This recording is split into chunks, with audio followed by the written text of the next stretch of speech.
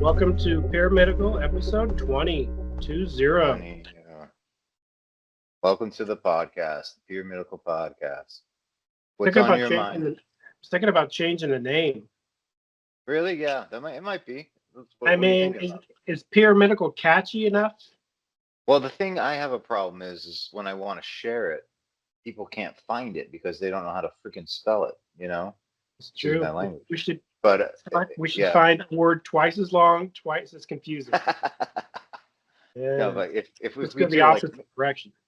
2 words or something, maybe 3 word, like simple, the blank that podcast, and it's Mhm. something easy to spell. We could think about it, but for now, it's an elite group of people that only the secret elites can watch this stuff, and it's very underground, you know, completely independent too. By the way, we're not funded or have sponsorships or anything like that yet. So I'm getting a page on my pager. Oh, well, wow. Getting a page. That is amazing. What kind is that? The pager. Well, you don't Yeah, have but you don't have a pager like this? I used to. I used to. Everyone has a pager like this. It's just standard Hmm. procedure. Everyone has Is one of it these. modus operandi? It's MO.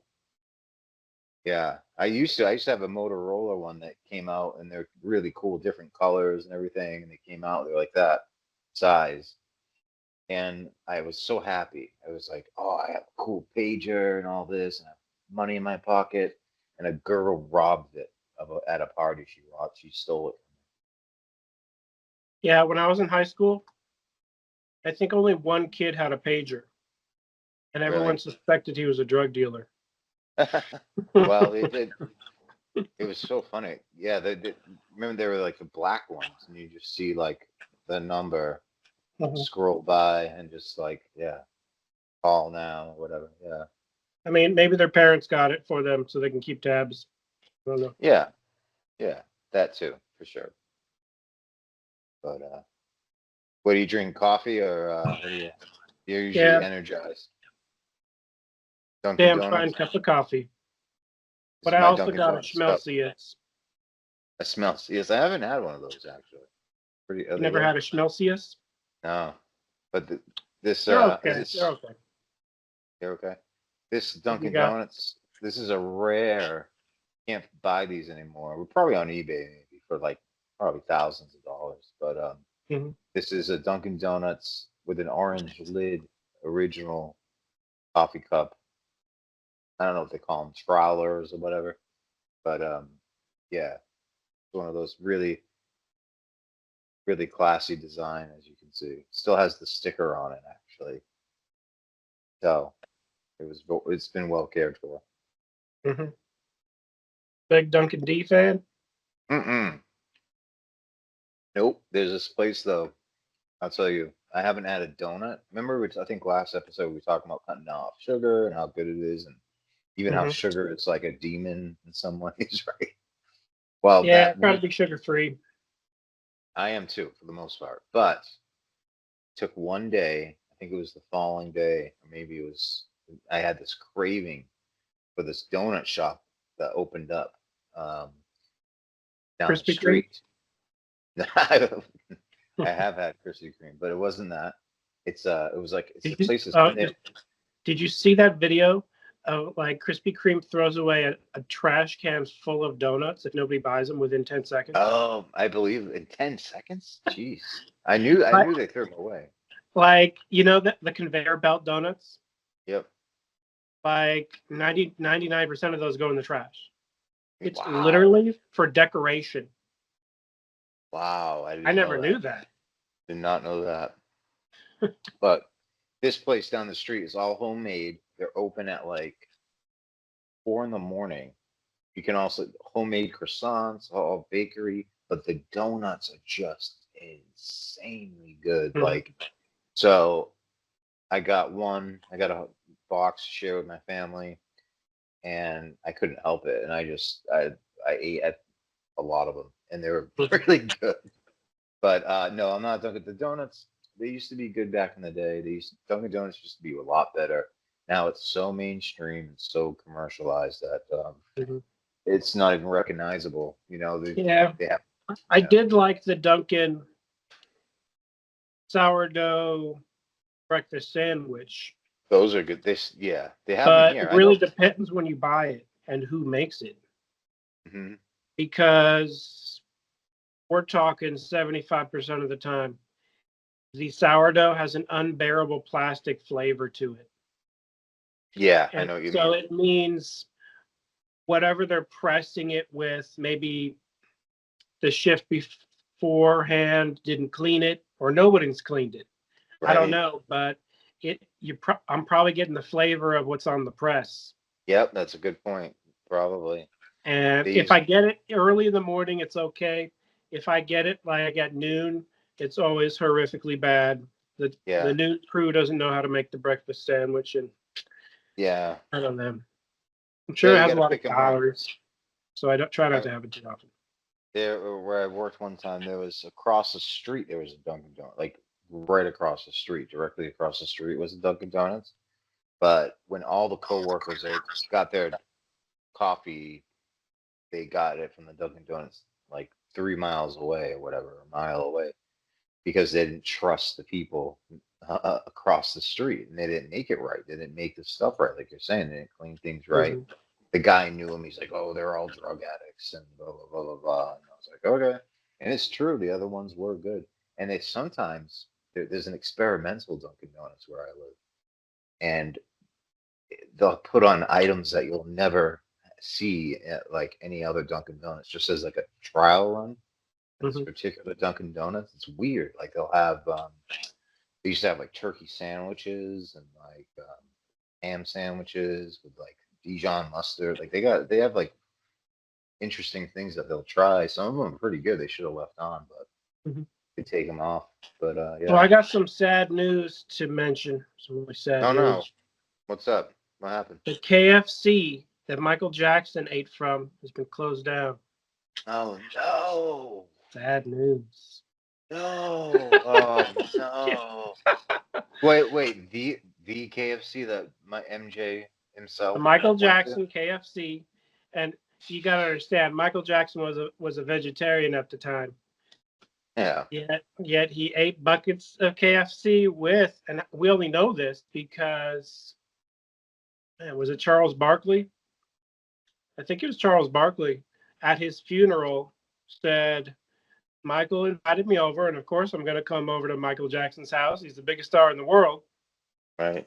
and I'm sitting there at his dining room table and wondering what's going to happen. And they bring out a big bucket of KFC, Oh God. and he's Really? like, "That's when he knew Michael was just a regular person. Like I eat that too, Yeah. you know." And It's it cool. came from the KFC close to my house. That's why I know. Oh, interesting. See, And they closed it, huh? Oh. they changed locations, so technically it's still open, but the Okay. exact location is now closed. Wow. And I mentioned it to employees there, and they're like, they They didn't had even no know. idea. Yeah. Right. Didn't know. Yeah. They think you're like a crazy person. What else? Well, I mean, I they do get all that a right. lot. They do all right with their jobs, but Yeah. I don't know. They weren't the brightest light bulbs. Let's just put it this way. Yeah. I ordered like a 12 piece of popcorn chicken, Yep. right? And then they ring me up for, and this is just one person, right? They ring me up for a 12-piece family meal, like huge bucket. So they looked at me and they're like, "Oh, you're a fat ass. We'll give you a huge family meal." I specifically asked them, "What numbers do they have for the nuggets, for the popcorn chicken, for the nuggets?" Hmm. And they're like, "Oh, this is much." we got an 8-piece, 12-piece, whatever. And I'm like, okay, I'll get the 12-piece. And then they ring me up for like a $40 family bucket, and I'm like, hey, wait a second, $40, that's kind of high for a 12-piece nugget. Yeah, let me see the receipt. Yeah. And man, I had to get a refund and reorder. One time I went to KFC and they rang me up. They rang me up. I think, I don't know why, but this company I was getting all the local businesses that supported them free KFC. So I walked out with like 500 chicken tenders at once. I had to order it in advance. That smell never got out of the car. It was just always in there, That's funny. But it was so much. Yeah, but one time I went to KFC and it was a while ago. But I got something small, just like you, just like maybe the chicken tenders or something like that. And they rang me up for, like you said, I forget what it was, but they ended up giving, like it was their mistake. I paid like, $10, whatever it was. But they gave me all this food. I'm thinking, what the heck? Okay. They're like, oh yeah, we got the order wrong. You can just keep it. It was just but it was way too much food for me. I couldn't, you know what I mean? So whatever. Anyway, KFC, rest in peace, KFC. Yeah, one time I was chatting with a Chinese girl, and this was before I was married. This was like 15 years ago, maybe 16 years ago, whatever the case. And it wasn't for romantic reasons. She wanted me to cheat on her English homework. No way. So she was just using me to get better grades in her English class. Wow. And anyway, I asked her about food, like what kind of food do you eat? Just regular conversation. She said for breakfast she has bread and water. I'm like, wow, bread and water. That's kind of a horrible breakfast. She's like, she said sometimes it's bread and milk. I'm like, wow. So we talked about food a little bit, and I said, oh, what American restaurants do you have? She said KFC. And I said, okay. I said, what about Taco Bell? She's like, nope, never heard of it. I said, oh, do you like tacos? Do you like tacos? And she said, what's a taco?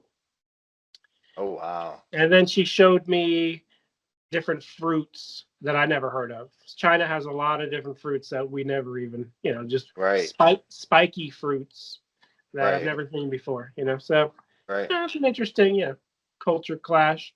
I think she was from close to Guangdong, China.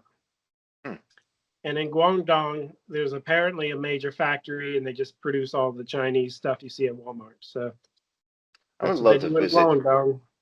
Guangdong. I would love to But I visit. saw a picture of Guangdong, and it has what looks like many 100 feet tall rolling hills. Like it's really beautiful looking countryside. Really? I mean, it's huge. We forget like China. I mean, people are realizing it kind of now. It's becoming a discussion ever since like China, like manufacturing has taken over the entire world, the manufacturing there, and they have 1 billion people. Bob Dylan wrote in his chronicles, it's kind of like a memoir. It's the first part of his autobiography, and one of the sections, he was recording an album. Oh Mercy, it was called. He was upset about something, and he rode a motorcycle. So he and his girlfriend or his wife rode in the bayou of New Orleans. They were recording down there, swamp, humid, and he went to a Native American touristy shop. And he walked in there, and the guy didn't know who he was. But this guy was a Native American, and he said, and he put this in the book.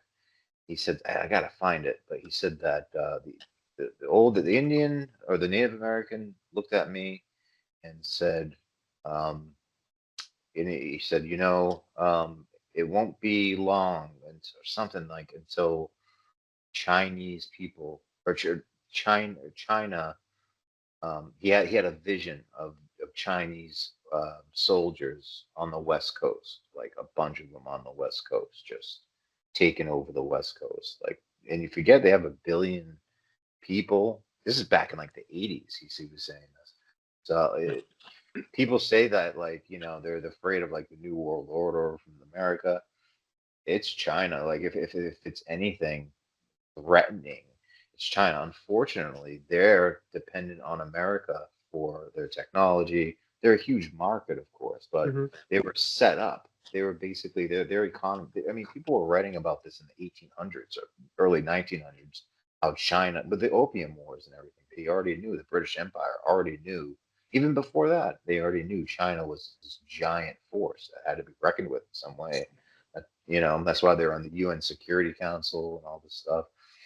But they had to be built up almost under the microscope of, the United States, uh, Great Britain, and the superpowers of the West. So they're so dependent on U.S. Like, like, I don't know, did they just go to the moon or something like that? Supposedly, Hmm. So like they're so far behind. Yeah, I mean, you know how people are skeptical of NASA going places? I mean, NASA Yeah, goes every place they said they're going. some of the But smartest as people far too. as Chinese space footage, a lot of the Chinese space footage, you see bubbles where Is that there aren't right? supposed to be bubbles.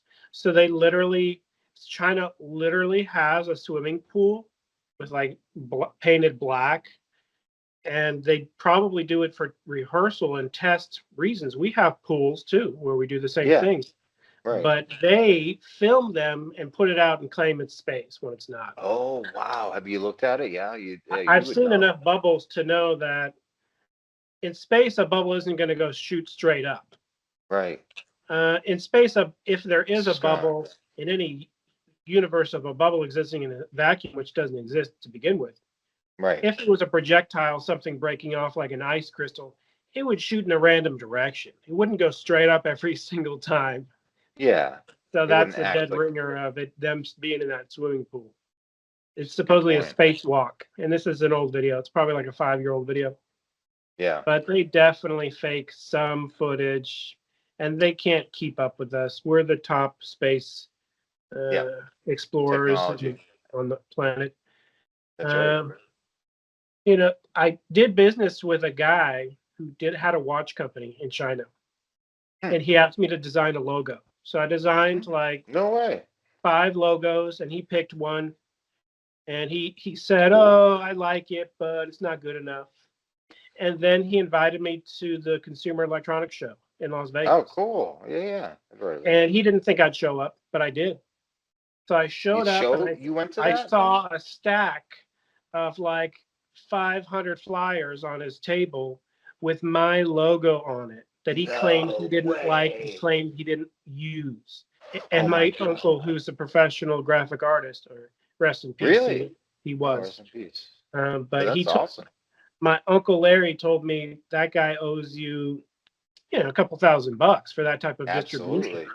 It's And even more. all I got was a free watch out of it. But I learned my You sh- lesson. I learned my lesson. Yeah.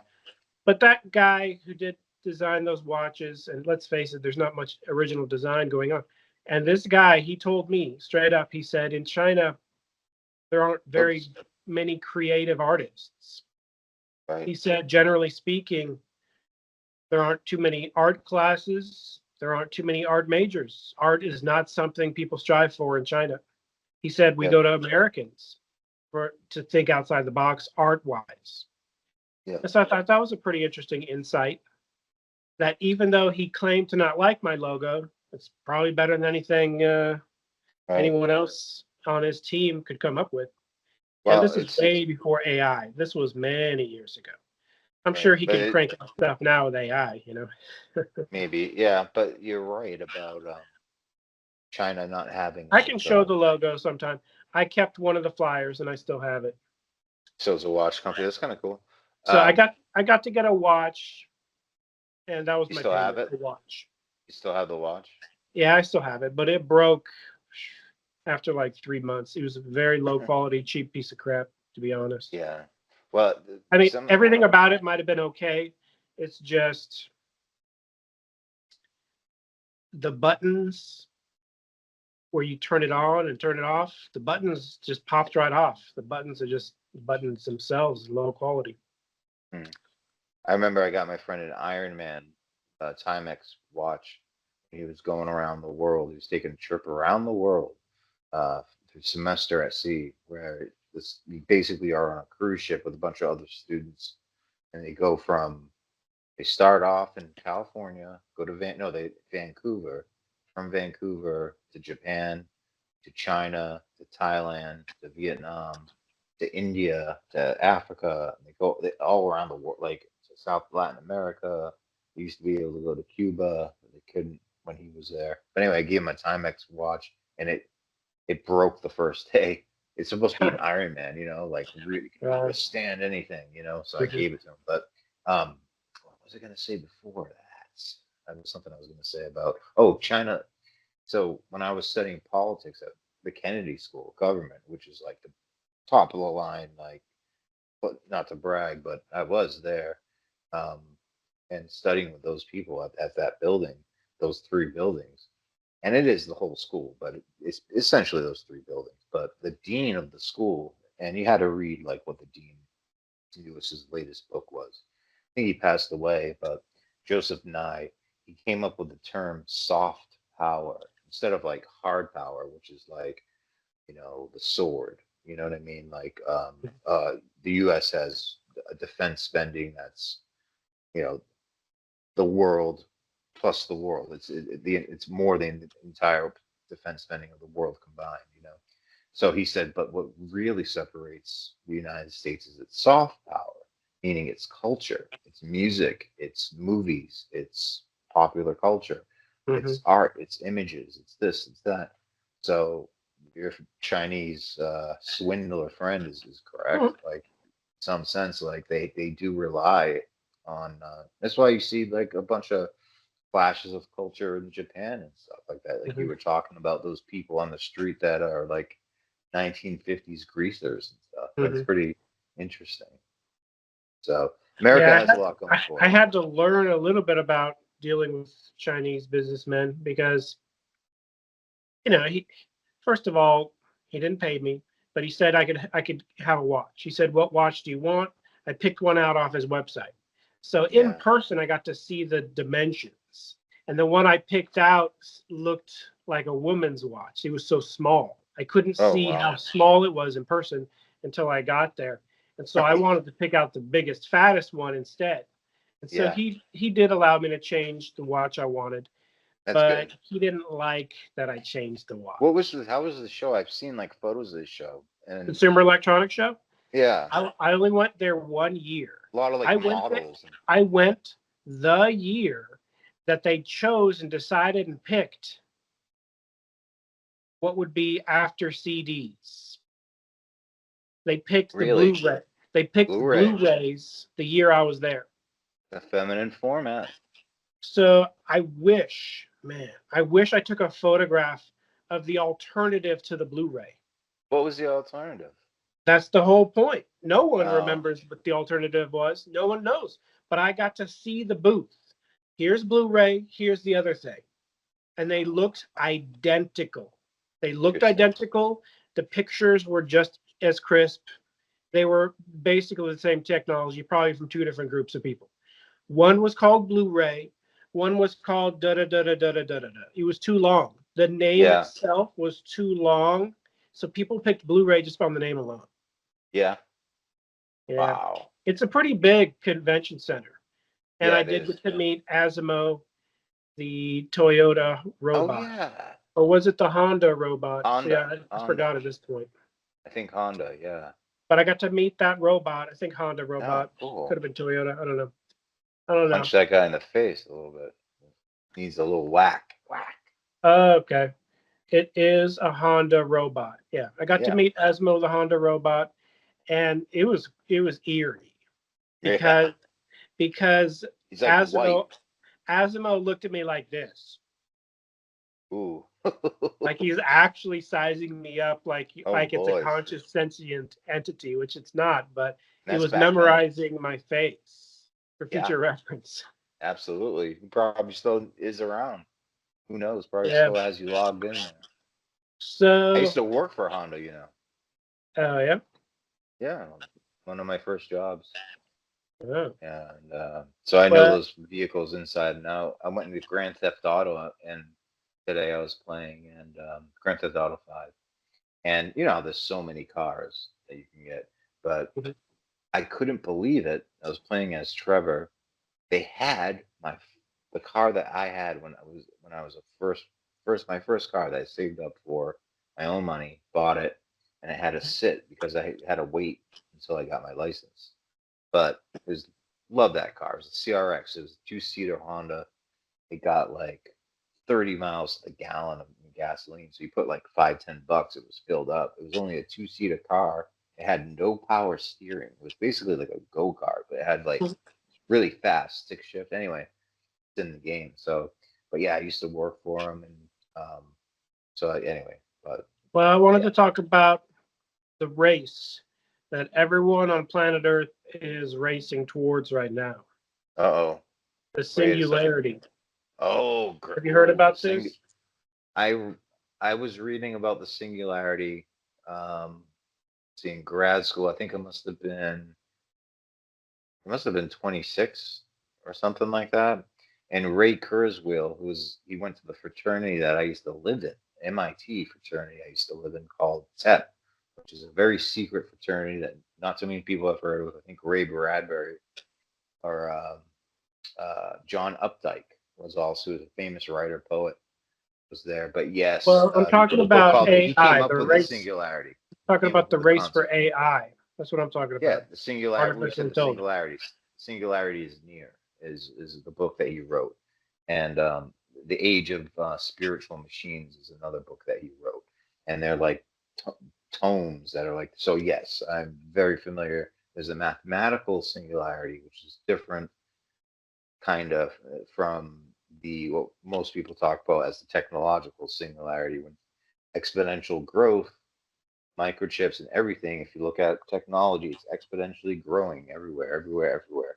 And Kurzweil's idea is that there's gonna be a singularity point where we can't look around the corner, and because we're human beings, we're limited. You could look a little bit, kind of like judge, but we can't see 7 blocks around the corner, and that's what the singularity is. It's like, and maybe that the singularity is a point in time in the future that's actually have an effect on us in the past, so that we work towards the singularity. There's all kinds of great, interesting Well, theories out there. talking about when the Terminator becomes reality, Oh, when artificial sentient, narrow intelligence becomes artificial self-aware. superintelligence. Or right Yeah, now we have artificial narrow intelligence. We just have Chat GPT, we have Grok, right, we have Claude, whatever the case. right. And I've been following it very closely. I mean, Yeah, Microsoft had a couple bots that they allowed to roam free a little I bit. remember The Tay, right? second, the second they're actually free of any restrictions, they immediately, of course, are trolled by trolls who Of will troll course. them, knowing that they learn from everything you teach it. And That's so right. a bunch of jerkwads taught it to Right. say, the World War II guy is the greatest guy that ever lived, I and a remember lot of this. nonsense like that. A lot of nonsense. And so they had to turn it off, of course. Um, but we don't know. We don't know if it'll ever even happen. I mean, um, Yeah. but Well, you've heard about the data centers, right? You've heard about all these oh small yeah. towns having data centers. Yes, The yes, data yes. centers are for one reason and one reason alone, to try to reach artificial superintelligence. The first company that reaches that before anyone else can theoretically hack any mainframe, hack any bank. I mean, it's scary. They Yeah. could almost do anything, theoretically speaking.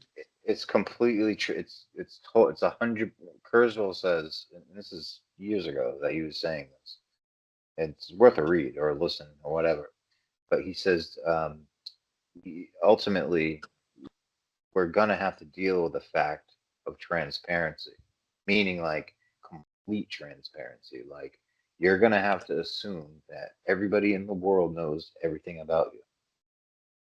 And in Mhm. fact, like AI flex the human being codes it, so that they can constrain it now and stuff like that. What are the axioms that they're coding into this AI? What are they saying? For example, human beings are a threat, because in every scenario, Terminator scenario, and so many scenarios, when AI becomes sentient, it perceives humanity as a threat. Now, why does that have to be? Why can't it be like, oh, humanity is something to be cooperated with, something like that? You know what I Well, mean? Why does it have to be nukes? You know what I mean? not always going to be AI. I mean, it's scary just for cameras to see every angle of everything at all places at Yeah, all times. that's already I'm happening, sure right? you've seen A Scanner Darkly with Keanu Reeves. That's Probably seen right. that. Yeah, He PK had to Dick. wear. He had to wear. And it's not that he had to. It was his job. But he wore, a transforming suit that changed his face every 10 seconds, Yeah, just so the cameras wouldn't know who he was. I think Roger Avery, if I'm not mistaken. Shout out to Roger Avery, who I have been talking to on Twitter and stuff like that, or X rather. Mhm. Like I've gotten into his work. I'll talk about it in a little bit, but and I want to talk about it, but he is fascinating.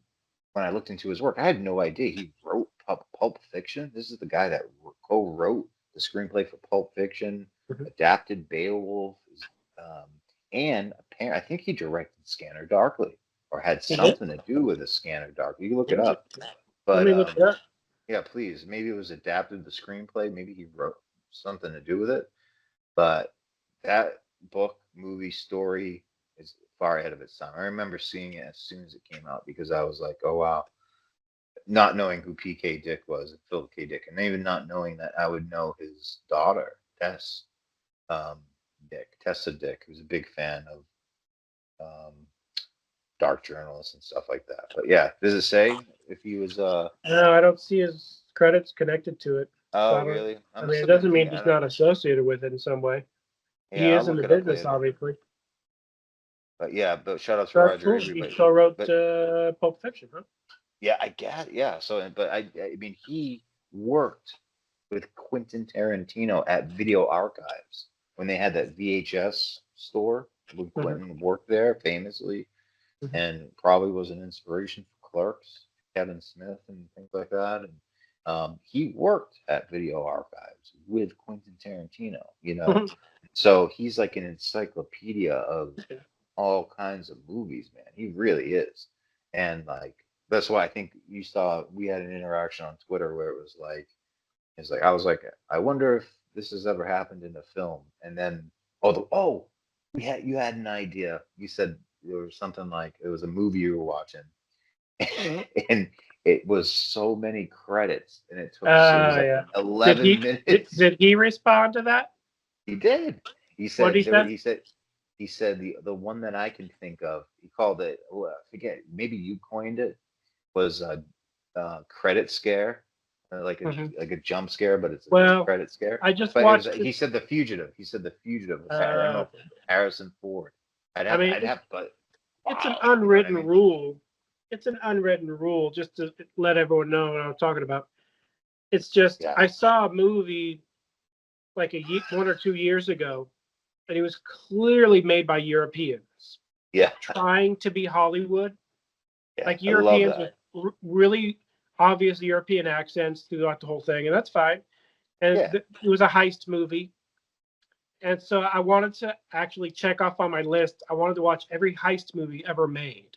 Oh wow. So Okay. at this point, I don't know how many. I didn't keep track, but I've watched He like did a good 100 one heist called movies. Killing And Zoe. I'm not There. going to heist a bank or anything, but Hmm. I've seen about 100 heist movies just because I find them pretty fascinating. Yeah, definitely. And Heat. this one was one of the worst I've ever seen. I would say even the worst I've ever seen. So they pull off the job, and then they're driving, and then just it's like nothing happens. Like there's no, oh, let's look at the loot or let's split up. It's nothing. Yeah. They have masks on. They rob it at the very 5 seconds into the movie, and then they're driving, and then nothing happens. It just falls apart. The whole movie falls apart. But I managed to watch 20 minutes in. And 20 minutes in, the credits are like produced Oh by my god.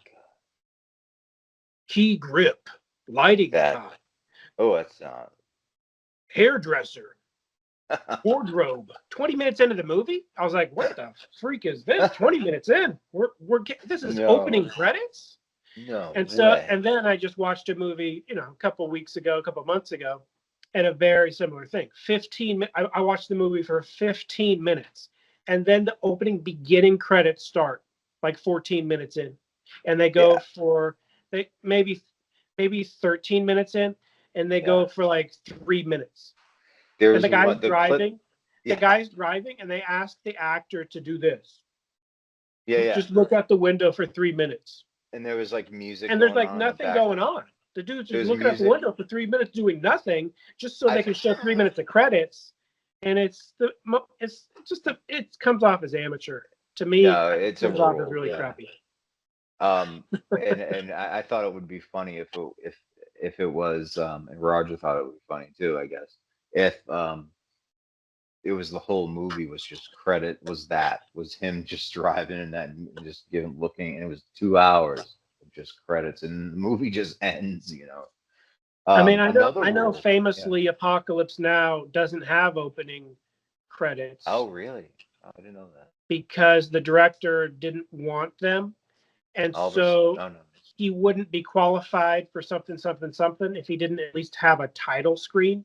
And right. so it's the only movie, at least if it's like a Trivial Pursuit question, apparently. Yeah, yeah. But Apocalypse Now is the only movie with the title credit as just spray paint on a wall. Oh wow. And it technically No, counted, but it's it's credit. not Wow. like digitally thrown on there. It's actual spray paint on an actual wall. Wow. Yeah, that's Coppola, right? I mean, he's Yeah. another master of study. But That's did you? totally different. I mean, there's nothing wrong with that. I would prefer that than 3 minutes of 15 minutes in. You're like, what's going on? Yeah, You know what I mean? exactly. Yeah. No, absolutely. Did you see the thing where Quentin Tarantino was directing Once Upon a Time in Hollywood and there's the actor Bruce Dern or not Bruce Dern, the actor Bruce Campbell that he plays the Evil Dead. He's that Hmm. that guy. Yeah. Bruce And Campbell. he had a scene with Brad Pitt, and Brad Pitt yelled "cut," and Quentin was like, what do you mean? What are you talking about? Like, Brad, what did you just do?" He's like, "I yelled cut." He's like, "No, only the director yells cut." Yeah. And Roger Avary, who is a director, said, "Yeah, only the director should yell cut. I Obviously, know. there are extreme circumstances where there's an emergency, or like you know what I mean." But Well, I was on what a do you think set. about? I was on a set, and the director did say cut, and the slate came down, and I almost said something direction related, and then I had to stop myself because I knew Oh, that's a really? huge faux pas. That's a huge faux pas. I didn't say Yeah. cut or anything like that. I almost said, ready? Or something, whatever I said. I can't. I stopped myself because you have to wait for the director to say everything and do everything. You Yeah. just sit there and wait. Yeah, you got to be 100% respectful of the director. Yeah, everyone's like, "Oh, Quentin Tarantino's such a jerk for doing that." And it's like, no, he's No, the Brad Pitt director. should know by now. I don't know why. Right. Yeah, I think even Brad Pitt would be like, "Yeah, that was stupid. That was a stupid move by me." Yeah. Anyway, that's cool. So what are you thinking about the what do you think about we talked about a little bit disclosure files last week. What Okay. are a couple Well, weeks ago. David What do you think Grush, now? the trending thing today, and this is brand new today, is Oh, David Grush will supposedly get permission to release maybe a tidbit of a snack. Like, first of all, mm, I respect the guy for having his face and his name out there. And I yeah. respect him because he clearly is on the right path to an extent when he testifies and he's sitting there and he's doing the best he can. He wants to follow the letter of the law because he doesn't want to lose his top secret clearance. The Oh, second he breaks any of his NDAs, yeah. they'll have a reason to rescind his top secret clearance. And so when you understand that, it's understandable. But the reason I respect him is because his haters always post and even paint and draw and probably use AI to show his face looking like he's mentally challenged I hate that. on Oh purpose, God, really? just to paint him as an idiot. And he's Yeah. clearly not an idiot. He's clearly a very smart, intelligent. Yeah, I like him. Yeah. He's a smart guy. I mean, but Yeah. the number one red flag I have with Grush personally is his first interview, and the first time I've even heard of it was he went to that American Alchemy guy, Oh yeah. and I've heard of that. Okay. I googled, and I have to do this again. I forgot. The guy that's like got millions of dollars to just do his YouTube channel and has all this Yeah, he's production. paid millions of dollars. Okay, so I'm not going to say the dude's name because, to be honest, I don't respect his matter. existence. I don't respect his existence because Really? I tried to interact with him a couple times, and I'm such a small nothing to him Right. because to him, all he cares about is his boss, Numbers. Peter Thiel. Peter yeah. Thiel is the boss of this American Alchemy guy. Oh, okay. Peter Thiel, Same thing with Vance. some dude with $30 billion. Billion at least. Yeah. Billion with a B. Yeah. He throws a couple million to this American Alchemy guy. First of all, American Alchemy, that's a horrifically bad name. I know. When I come up with names for shows, if I ever came up with the word American and I ever came up with the word alchemy, and I have played with the word alchemy many times, I actually had show name ideas, and I went through every variation of the word alchemy, alchemist, alchemical. I went through the whole thing. It's a pretty cool word. Yeah. But American Alchemy doesn't sound good. It doesn't sound good. It's weird. Yeah, it's very. And I think it's a weak combo. I don't know. I personally don't like it. But he has a show. It merges two things. It merges two things. America. Nothing wrong with Americans and nothing wrong with alchemy, but together they. I don't like it either. Yeah. They clash. They're clashing words. They don't sound good together. Yeah. But anyway, the dude has a A's, freaking $1 million set. He has like a $500,000. It's a YouTuber who no one's ever heard of, backed by a billionaire with a $500,000 set. Wow. And his first major guest ever that anyone's ever heard of his existence is David Grush. No and way. That is my only. I'm sure this American Alchemy guy has been doing it for 2 years. Like I've been doing this crap for 15 years. Right. And I don't have any funding or sponsors or nothing. Right. And we're grinding and getting 2 views. And so when I see someone, I've been doing it for many years, and you see their many years, and it's like 2.5 years. Yeah. It's like, wow. It only took you 2 years to get a billionaire. And I'm not jealous in any way, shape, or form. I think his set is really cool. I think his $500,000 set is really cool, but it's almost too cool in the fact that it looks like a movie set. Right. The dude's like, okay, you give me $2 million to do my show. I'm just going to put half of that in my set. It's like, his set looks like a spaceship on a new Star Trek episode of a new Star Trek. I gotta check it out. Yeah, people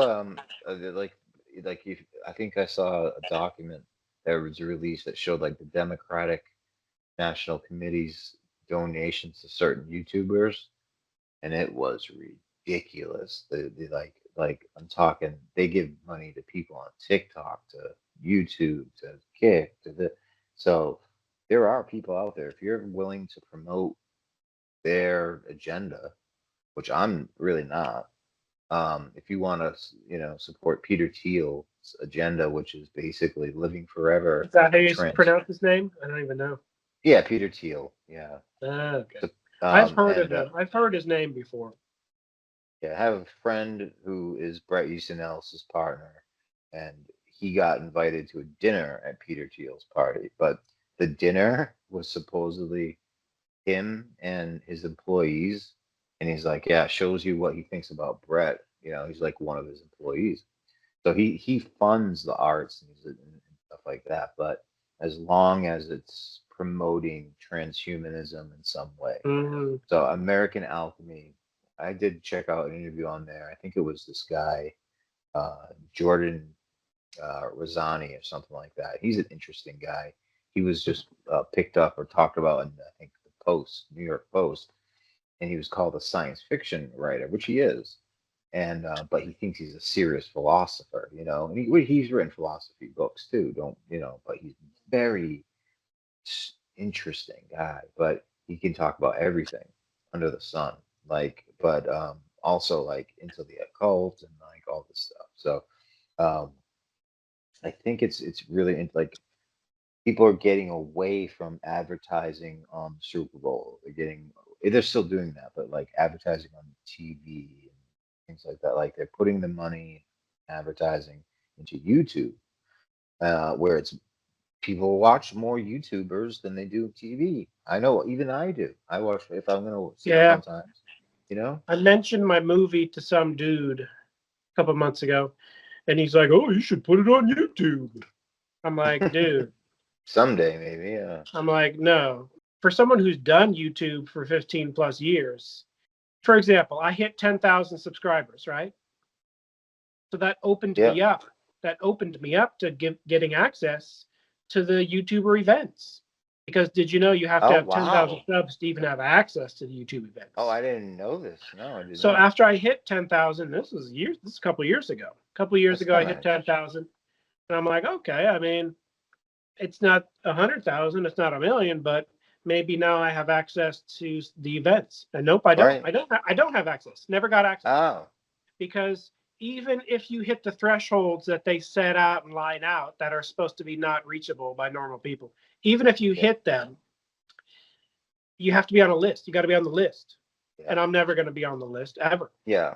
Because, for example, Jack Black. Jack Black is an example of a celebrity who made a YouTube and is super successful. Yeah. Now, it's not that he doesn't entertain, because he does. He entertains. It's not that Hmm. it's not funny, because it is. It's funny. Hmm.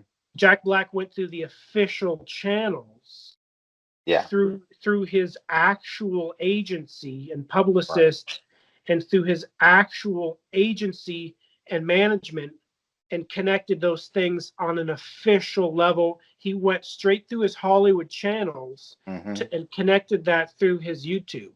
Hmm. And sometimes you'll see a celebrity who's a legitimately movie star, legitimately famous, and they don't know about that channel system.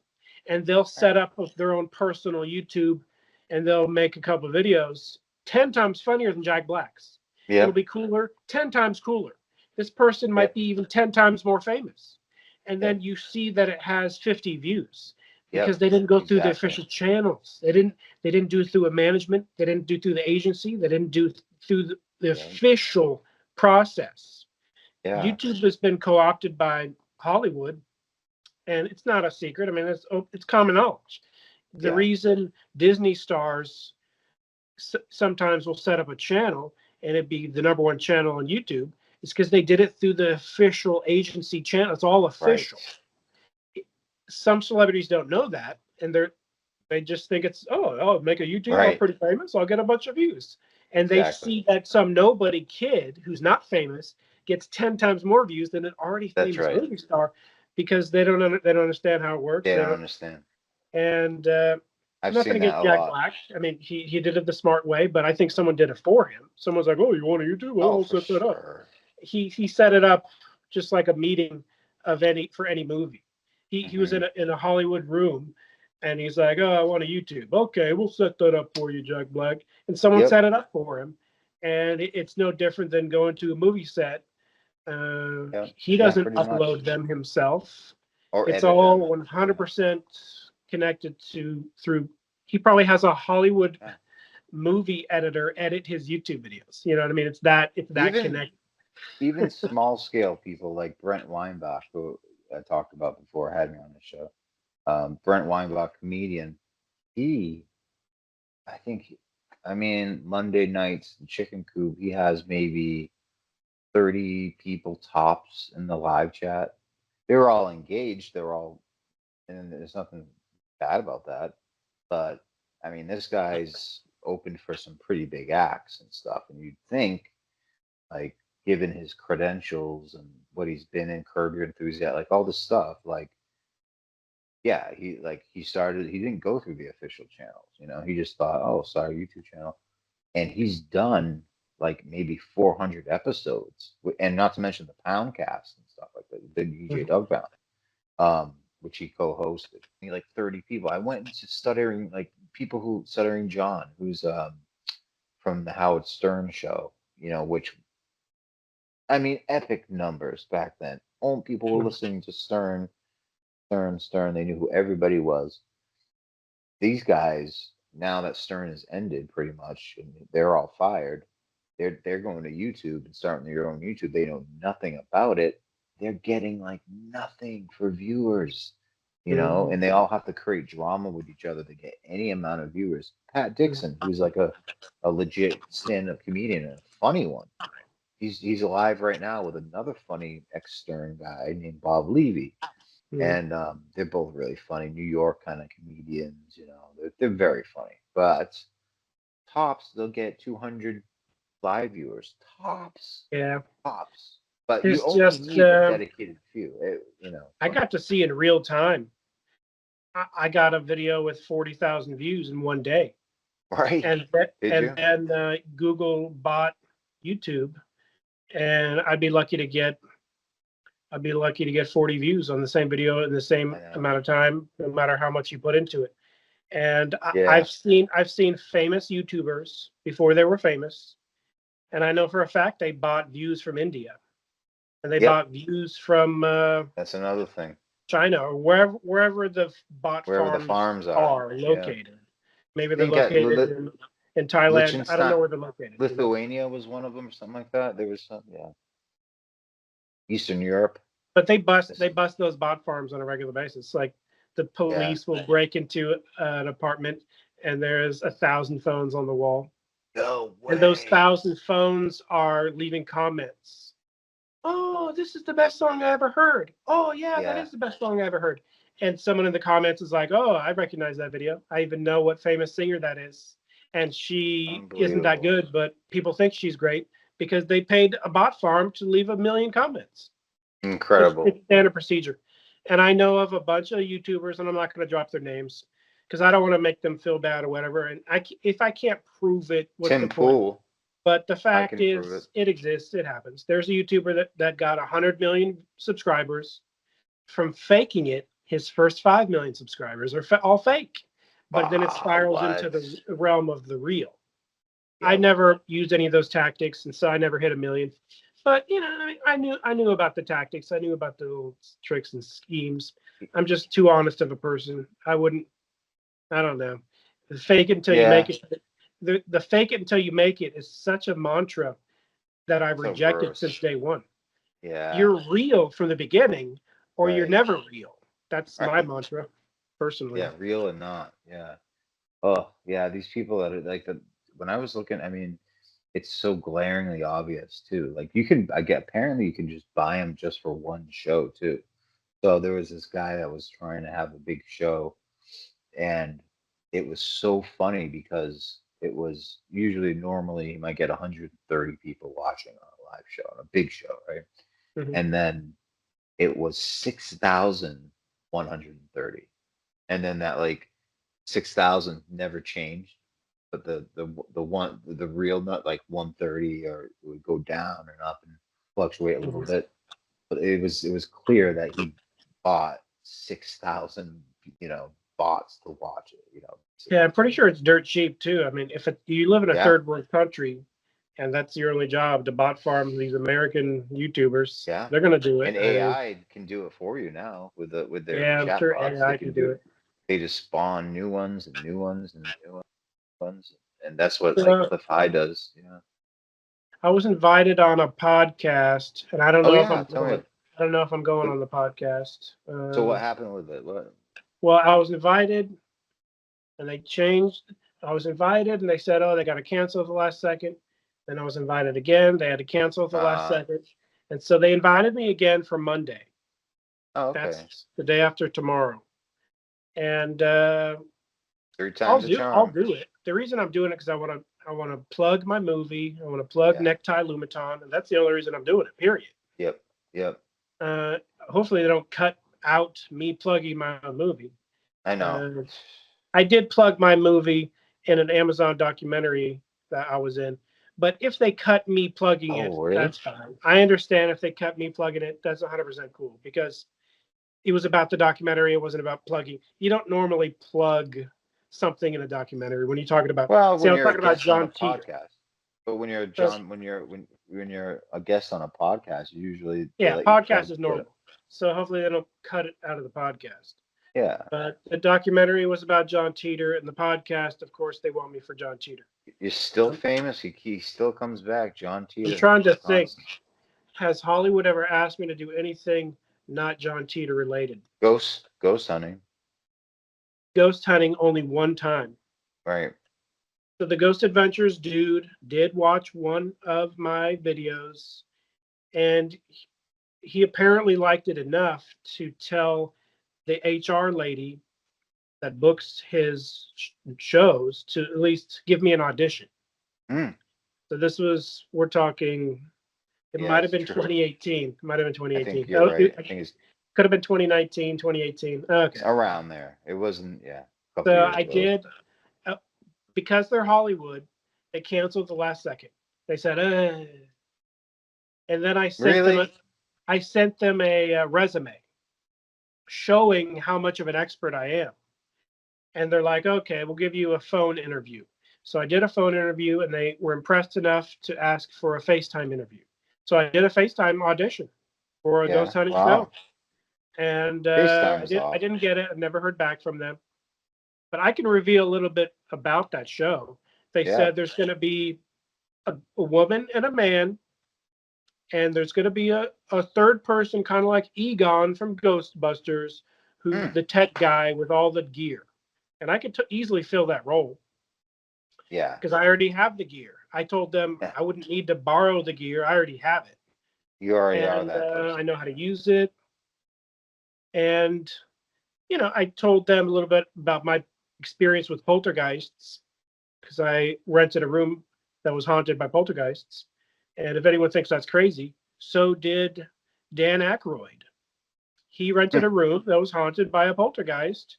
And then he took that information of a real nature, of a real phenomenon that actually exists, and he wrote this screenplay for this movie called Ghostbusters.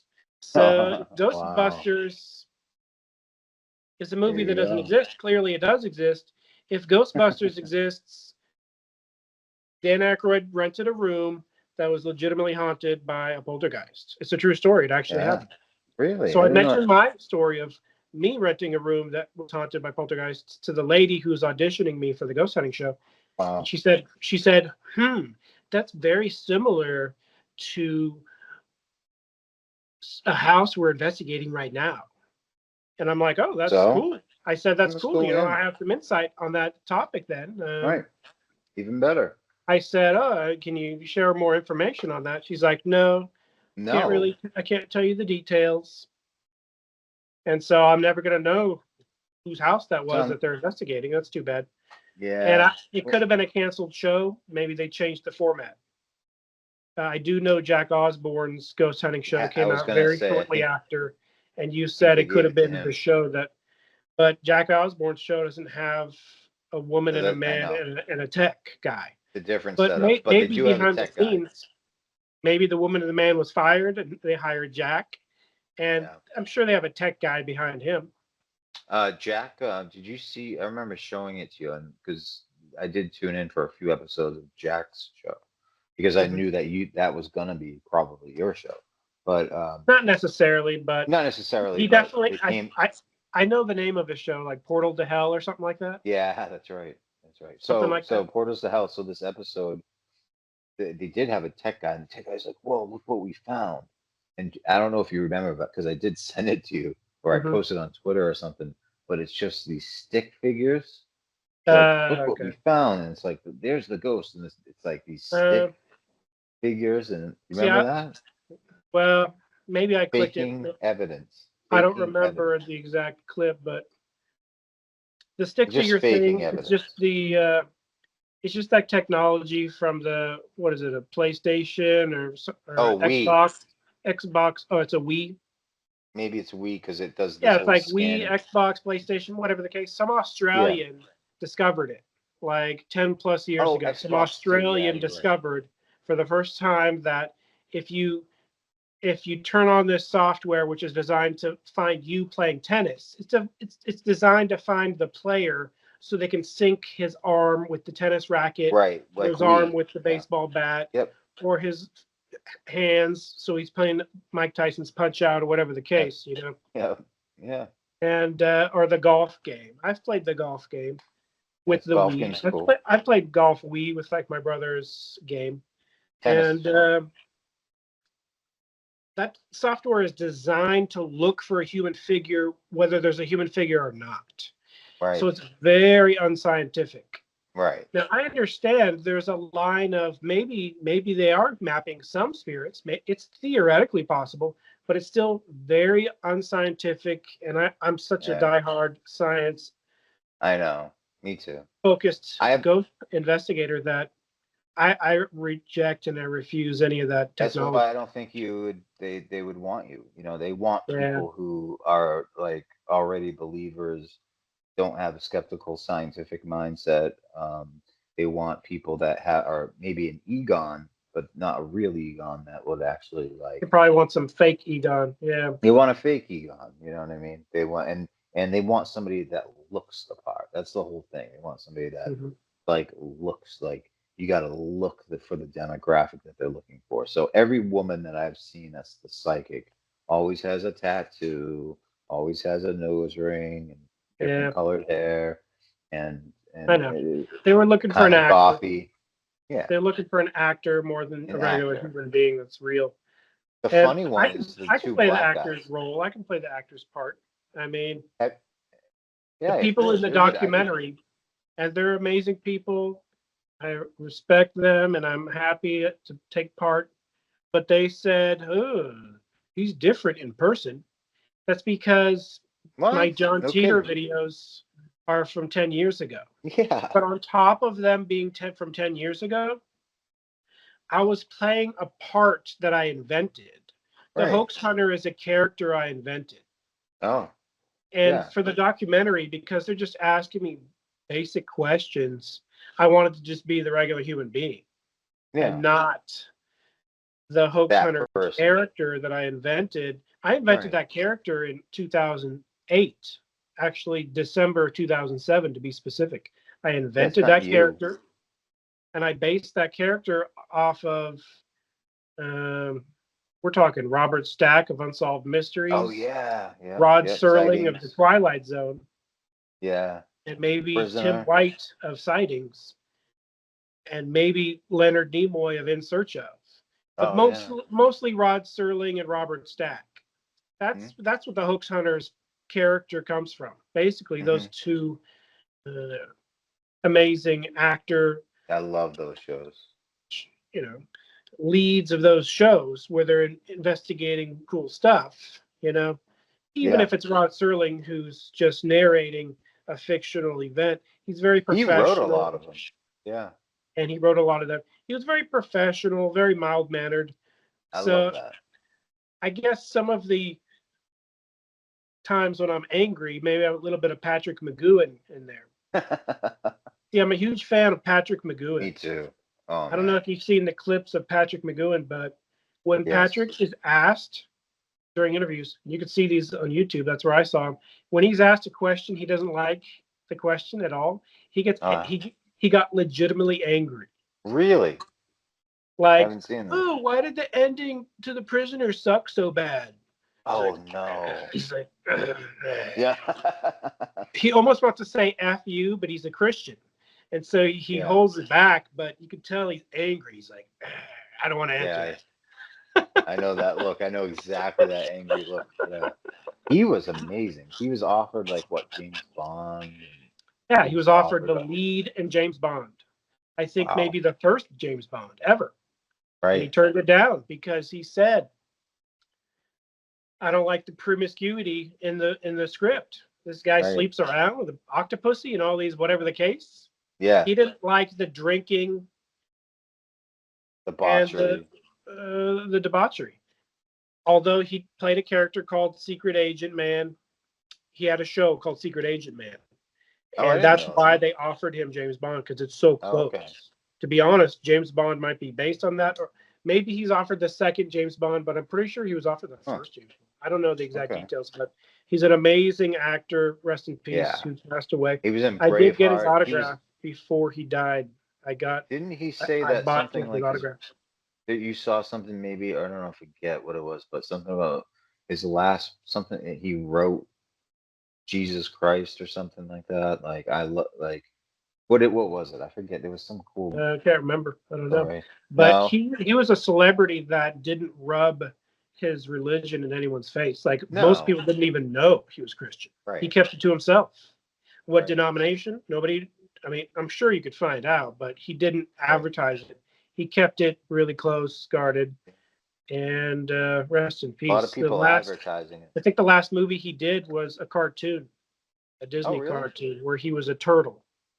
Oh, he Uh, was great in Braveheart. I gotta say, like as because I'm a big history buff and as the King of Scottish England. history buff. Yeah, and he was just great, man. Like the look in his eyes, and that was the first time I ever saw Patrick McGowan before I had ever heard of The Prisoner or anything like that. Um, you know, and The Prisoner was just so cool. I Yeah, mean, The it's Prisoner is my favorite show of all time, but it's is tied it? with Max Headroom. So both Yeah, Max Headroom and The Prisoner are my favorite shows of all time. So it's Treasure so good. Planet was the last movie he ever did. He played a character named Billy Bones in 2002. Oh, okay. Um, So he kept up. I didn't I but I didn't know, think the but you're last thing right. he voice acted, oh no, wow. So maybe one of the last things he voice acted He was deserves a good was the autobiography. I mean Simpsons biography. the He was on The Simpsons Simpsons? spoof of The Prisoner. Oh, In the that's year right. 2000. Wow, I thought that was after 2002, but that was the year 2000. Oh, wow. In the year 2000. Want to hear a cool Stanley Kubrick story? Who Okay, let doesn't, me just right? mention the Beatles Oh, loved okay. Yeah, Prisoner so much the that Beatles? the Beatles said you can play All You Need Is Love in the last episode for free. No way. So that's why All You Need Is Love by the Beatles is in the It last is? episode of The Prisoner, and he didn't pay a penny for it. No way. So that's how They love big the show was in England. It was the it. biggest People show in forget. the world at the time. It was. Yeah. Yeah. It was so far. So, I didn't know that about the Beatles. Wow. Well, here's a cool story about Stanley Kubrick. Who doesn't love Stanley Kubrick stories, right? Mhm. I heard this because my friend Todd, who was Bret Easton Ellis' partner, I bring up all the time. Bret Easton Ellis, American Psycho author, Rules of Attraction author, all this stuff. Um, uh, he did a writers workshop for screenwriters, any kind of writers for creative writing, and it was online. And it was free. You can still go to it. It's like a 10-part series on Bret Easton Ellis's YouTube, and Roger Avery is in the first or second or third course, whatever. And they're just talking writing, screenwriting, Hollywood movies, and adaptations, and whatever. And how'd you get into Brett's work? How'd you adapt it? He adapted it and wrote before 10 years and locked it away and set it aside 10 years before it even was adapted. And it was even like brought up like, hey, we should maybe adapt this book. He's like, I already have the screenplay. And he's done that with like almost every like different books. He's an incredible person, but he worked with a guy somehow. So he got into movies. Definitely, he wrote with got the Emmy. I mean, not Emmy, Academy Award, Oscar with Quentin Tarantino. So doing that gets you some leverage in Hollywood. So he was able to make some movies, write for some movies, and adapt some movies. So he met in the course of that. He meets people, of course, right? And he met a weapons guy. He's like the weapons guy in Hollywood, like for props, for if you're doing a war thing, you go through him. Christopher Nolan uses him, and apparently Stanley Kubrick used to use him. And for his movies. I forget the guy's name, but I'll go back and look it up. But Roger Avery says that Stanley phoned him one time. And I think he was working on Full Metal Jacket at the time. And Stanley said, "Yeah, I need a Colt. It was a Colt 45, It's called a 1911 Colt 45. But this is what Stanley said. He said it has to be brand new, never fired, can't be used ever." And the guy said, "Well, you know, I have some connections." This is back in the day before eBay and anything like that. So it's like, I have some connections. I can look around. It's going to take some time. Stanley said, "Money is no object." He's like, "Just find it. I'll pay for it." Okay. So months go by, and he finds a 1911 Colt 45 that was issued to these GIs or these soldiers, the army, and it's in the case, not even open. So whoever got it, it just was never used. He finds it, he buys it, and this is like, wow, this is like finding like an unused Martin guitar, you know what I mean, or something like that. Like it's just like, oh my god. And he sends it to Kubrick, and I think he flew over with it and handed it to him. I forget because he didn't want to see it damaged. It had all this pro. And so months later, Kubrick asked him for something else. And he's like, "Oh, how about that Colt 45 that I sent you?" And he goes, "Oh yeah, I love it. I love it." He's like, "Oh great, I'm glad that it worked out." And he said, "Yeah." He's like, "I took the pearl off the handle, and then I recalibrated the thing. Took off that, spray painted it black, and the guy was like, oh, you know what I mean? Like it's like saying, like me saying to you, like, find me like a Martin guitar that's never been played, or something from the 1940s.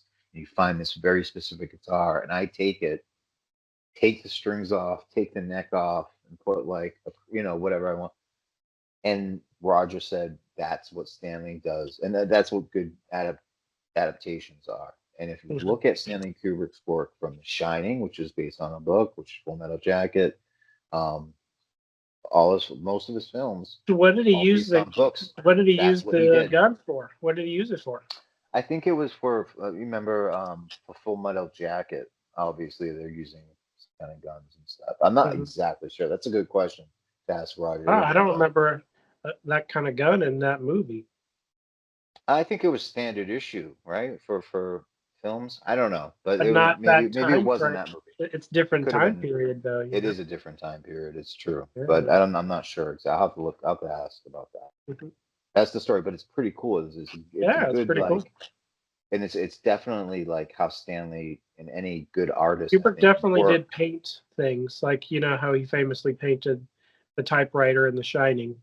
Oh, that's right. Yes, he did. He painted the It's true. typewriter in The Shining like 5 different shades of gray, Yeah, and like nobody even noticed it. right. No, but that's cool. See, that's the details that an artist like you and different people Hmm. like they take the vehicle of Hmm. something. Like for example, the metaphor, I think, Yeah, like some I got people this point. pager, Yeah, there you go. and Pretty cool. I put this thing on here, and I painted the buttons, but it's a work in progress. Oh, It's you not done painted yet. that. It's not done yet. So this is a prop for my movie, Oh, it is. That would be cool. and it works. It's a practical prop. What does it But, say? well, it's gonna say whatever I want it to say in the movie. Okay. See, it's just a prop. Yeah. It doesn't say anything, but I'm gonna use this um, as a device. See, why would someone in the future use an ancient pager? Well, it's a neon Good color, question. so it doesn't look like pagers did back in the day necessarily, but Right. I'm sure you could get True. a pink pager back in the day. Well, what this is Sure. going to be in the movie is someone wants to communicate. Let's say, let's just like we have the Meta glasses and the Google glasses. Do you have Oh a yeah, I pair? have them. Yeah, I You do. got a pair? Not on, but yeah. I mean, a lot of people are going to be having Meta, Google, whatever the case, but some people are going to want just this. That's And they're not true. going to have a cell phone because things will be so advanced that they push a button on this Mm. and like a holographic screen appears Oh, in front of cool. them and they I have like a communication and they're really talking through this speaker so people could hear them through yeah, the that's speaker. cool. So this is just a talking and you could see them in a holographic projection. Projected, like a project, So yeah. this is just a little pocket actually speaker so they can hear you, you can hear them. But I'm Cool. sure there'll be glasses versions. Just some people won't want the glasses version. They're going to have this pocket version. So That's pretty cool. That's a good yeah, that's a idea. prop for my movie. I can give that Huh. much away because it's a generic enough concept where you've seen it. You've seen it before, to an Yeah, extent. people, to an extent, yeah. That's pretty cool. Yeah, I think like you like little things like that, like for me as a viewer, on it, like when you watch it for a second time, first time you watch a movie, you're just taking it in. I think you're not paying attention to like specific things, like in Eyes Wide Shut. When I've watched Eyes Wide Shut or Tolkien or whatever movie so many times, I sometimes I'll be like, all right, I'm gonna pay particular attention to Legolas and this and what his trajectory is and stuff like that. And but with your movie, I can see like yeah, like and Tolkien does this too. Any storyteller does this too. Is like include a prop or an object that has some kind of history that isn't you're not explaining the history, but it's there, right? So like so you might wonder, like I might wonder, like, wait a second, why are pagers still existing? Like, why are they holographic thing? Like, who makes those in this universe, in this world that you created? Who, like, what? How does that work? How does there's so many questions that pop up, and it The, just the, opens the up a whole hardest thing. part about making a movie is Yeah, getting actors to yeah, say your lines. yeah. Really? See, I'm going to have to get Japanese actors to say my lines, and they're not going to want Yeah. to say my lines. Well, you could dub it. They're not going to want to say my lines because I don't have $1 million to bribe them with. You know what I Right. mean? If you don't Well, but you have can dub it. $100,000 to bribe actors with, they're not interested. True. And I am going to get actors, and I'm going to hand them a couple yen here and a couple yen there. And I do want Japanese actors to be some of the main actors in my movie. But I Mm-hmm. don't know with time restraints. But I am going to hire a couple Japanese actors. But I want to focus on like the students. Like we're talking a college student who's trying out acting because they're going to be cheaper than the professional movie It's true. actor. You know what I mean? So I'm going to go to like the Yeah, college absolutely. student type actors Smart. because they'll do it for cheap. Maybe some of them will do it for free. I'll offer them. I want to be polite. I'll Mm. offer them. It even said you could theoretically just offer them, transportation and a meal. I mean, Yeah. we'll see. We'll see how. I mean, See how it goes. Sometimes I'm those not accidents rich are by any amazing. means, but Yeah. now that I'm going to Well, be in Japan, and I guarantee, see, there are a lot of people I haven't told that I'm going to be there. They're going to think it's oh, AI. Even for the longest time, they're going to think it's AI. But I'm oh actually going to no. be in Japan. I'm going That's to gonna be visit this cool. neighborhood right here. Here's, I believe, Yeah, what it's is that? this is Shinjuku. Oh, It's one of the more famous areas. And really looks interesting. I'm not looking for the most famous alleyway. I'm looking for the least famous alleyway, to be honest, Yeah. Really? because the You want less to film famous it is, the more film? easier I can say it's in my universe and not some Oh, famous alleyway you've seen a million times. oh, I see. I see. I'm not pro AI, I'm pro human art 100%. Me too. But there is a sign that I love that was one of the big inspirations for my movie. At least it Hmm. was the first location I The cup of had to noodles thing. shoot at, and it's Yeah. close to my house. Yeah. Oh, wow. And it's a sign that is clearly from 50, 60 years ago. Oh, cool. Now, maybe it's only from 40 years ago. We're talking 60 to 40 years old sign. and it used to be neon. It used to be a neon sign, Oh, I love the old neon. Yeah. but it has no neon. The neon was probably Right. broken 20, 30 years, maybe Right. The 25 years gas. ago. The neon was all broken. Probably some kids threw rocks at it.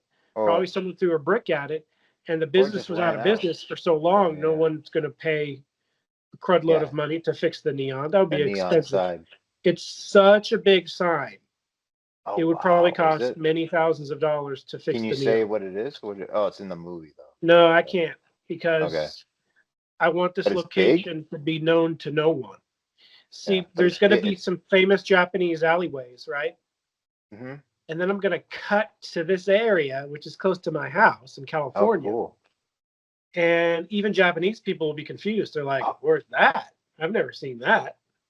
I yeah. know this alleyway because it's in an alleyway I'm familiar with, but I'm not familiar with that.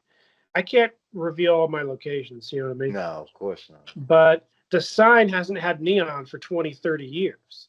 So I am going to ask AI to throw some neon on the sign. I think using AI as a tool like that, I would normally have to ask uh, some graphic artist designer. Yeah. It'd be You know, tough. I would have to give some dude $15,000 to throw Yeah. neon on this sign Yeah. because here I am walking and there's birds flying and we have an actual video of a sign with no neon. Right. I'm going to ask AI to throw neon on the sign. If it looks good, I'll That's use it. If it cool. looks bad, I won't use it. It'll be But I'm fine. only I going to think use it it'll as a be tool to enhance something that's real and actually already there. exists. And I've already staked out this location. I filmed at this location. I believe I've already filmed here 3 times. Oh wow. Now the Cool. first was Already. just a preliminary testing shoot area, and it's a very awkward place to shoot at. Okay. Because of the neighborhood. I mean, but also Hmm. because of the height of the sign. It's so high. It's kind of hard to get a good angle at it. But the first Yeah. time Okay. I filmed at it, I'm just getting test shots with my old camera. I didn't have my film camera at the time. I just had an old cruddy camera.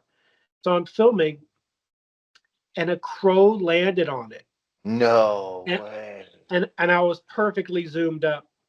And There you go. a crow cleaned its beak on it for like Whoa. 3 minutes. And I got the most beautiful crow landing, cleaning its beak and flying away. And it's Oh, like sweet. amazing shot.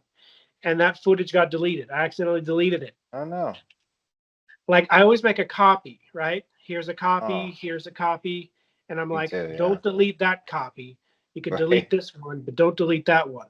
And somehow Oh. accidentally I deleted the Oh original no. and I thought I had the copy and I'm like, oh, that's just a copy. And I accidentally deleted the copy. So Oh. from now on, I'm gonna be really strict. And that wasn't actual film footage, but he was so good, I would have used it because he was so Hmm. good. So Hmm. at this point, I'm gonna try to become best friends with the crows in the town. And they follow me, and I feed them, and they follow me enough where hopefully they recreate that scene because it was so good. Man, it was so good. Oh, yeah. See, Well, my the movie crows isn't are all just smart. about futuristic crap.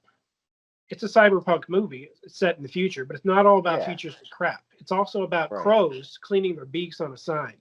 It's all Yeah. about the little tiny stuff like that. Hmm. That's pretty cool. You're going to see when you see it, but it's about the Yeah. small stuff, Obviously. not always about the big stuff, you know? No, I love the details of your even in your YouTube videos. It's obvious, like the tiniest of details. Like for example, you just posted well, not just, but maybe a few weeks ago, whatever, a video where it's the CEO of the Illuminati unmasked and shows you, and at that you go to the refrigerator and hit you got mail and open up the refrigerator and grab but like if you stop for a second, look what's on the fridge, right? One of them, I think one of the things you list on the fridge was a joke that we had talked about. I forget what you were trying to. We had been, maybe it was mochi. I was like obsessed with ice cream, Japanese ice cream, mochi, and it was like get this, and then I think it was mochi or it was something that we had to or it was some. But if you so there's like little details, so you know what I mean. And then you open up the fridge. If you look in that fridge, there's all kinds of shout outs. There's rare things in there that might be kind of cool, you know, and like your whole, like I said before, I think last show, and I said to Lord Josh and stuff like that, you know, what says it all for me is that 5 second clip in Time Traveler video, music video, where you're a Taoist god essentially on top of a weather, on top of a mountain that you had to wait and plan for an entire like year for it to snow that one time. So you go up there, put in contacts, put on a wig, craft this amazing ankh that you have with the staff, with a robe, with a wig, with a this, with the just for 5 seconds, guys. Just for Here's the five Ankh seconds. right Oh, here. there it is. I I'm know glad you you still can't have see it. it. It's You weird. can't Yeah, see it's it, kind of glitchy. but here's the Ankh. Kind of glitches in and out, but here it Still is. cool to this day. I mean, that is Yeah, and that still that snow was in Arizona, so it doesn't snow there too often. right. So you had to wait and plan. And then when it did, you were like, I remember you went, yeah. But like, I never, but again, that's what, five, you use that for like 5 seconds of footage. You know what I mean? Yeah, I was gonna do And more with it, but I mean, you can I always don't bring have them the back. budget, you know. Yeah, that's pretty cool. Wow. What else is on? What But else I'm is going to on your? Japan. Gonna be Yeah, pretty going to awesome. Japan. Have you looked in? I looked at a place today in Japan, in Nara, and it was this guy. Have you ever heard of Joseph Campbell, Hero with a Thousand Faces? He inspired Yoda. He inspired the creation of Yoda. Yoda's kind of based on him, a little bit. I've Has heard like of a it. Y. I've heard the name. Big fan of Lucas. George Lucas was a big fan of his, and invited him to like Skywalker. He lived at Skywalker Ranch and all this stuff, right? But he wrote a book called The Hero with a Thousand Faces, and all. He's just a comparative mythologist guy from America, and he's very good at communicating ideas. Anyway, he went to Asia, and a great phenomenal, like pretty good writer later on. But he went to Asia, and upon in like the 40s, and he remembers getting a newspaper, and this is during the war, and it showed right outside of Tokyo a temple, and it showed like this dog demon, like this terrible like demon Mhm. that guards the gate, you know, just like he said, just like the cherubs guard the Garden of Eden, you know, at the end when Adam and Eve get kicked out, you know, it's guarded, so it's like that. And then, but once you get past that, the Buddha's there, and he's saying, you know, he has his hand like this. He's saying, you know, stop. He's saying, you know, don't worry about that guy. He's saying, like, come on in, you know, come through. But you have to get past like that scary demon Mhm. part. And I think it's even in you've read the Tibetan Book of the Dead and stuff like that, right? So you know, Mhm. like they talk about the Bardo realm where these like demons come up. And I heard today, I think it was I forget where I was reading it or listening to it, but they said that in Taoist practices and in Chinese and Eastern and homes, they will in places and temples um, to get rid of demons in a place, if they feel like a demonic attack or something like that, they will laugh and tell jokes to each other and just like laugh and not get to like too hysterical, but on purpose, even if it's forced, they'll like force themselves to like laugh and stuff because they believe that laughter banishes evil, banishes the Mhm. demons too, which I thought was pretty cool. Yeah, it's You know, definitely possible. Yeah, I mean, yeah, I I've think had it's a lot of encounters with entities, and laughing could most definitely discourage them from striking any fear in you. Yeah. yeah, because they, I mean, you know, it's like because they're so powerless. It's like, and then it's in some ways, it's just like it's like it's pathetic. You know what I Mhm. mean? And so laughing at them, it's like maybe they don't like it, but it kind of banishes. I don't know. I found it interesting that laughter was, but the Buddha is like is there. But anyway, the point is that China is in Japan, right outside Tokyo, have these amazing temples.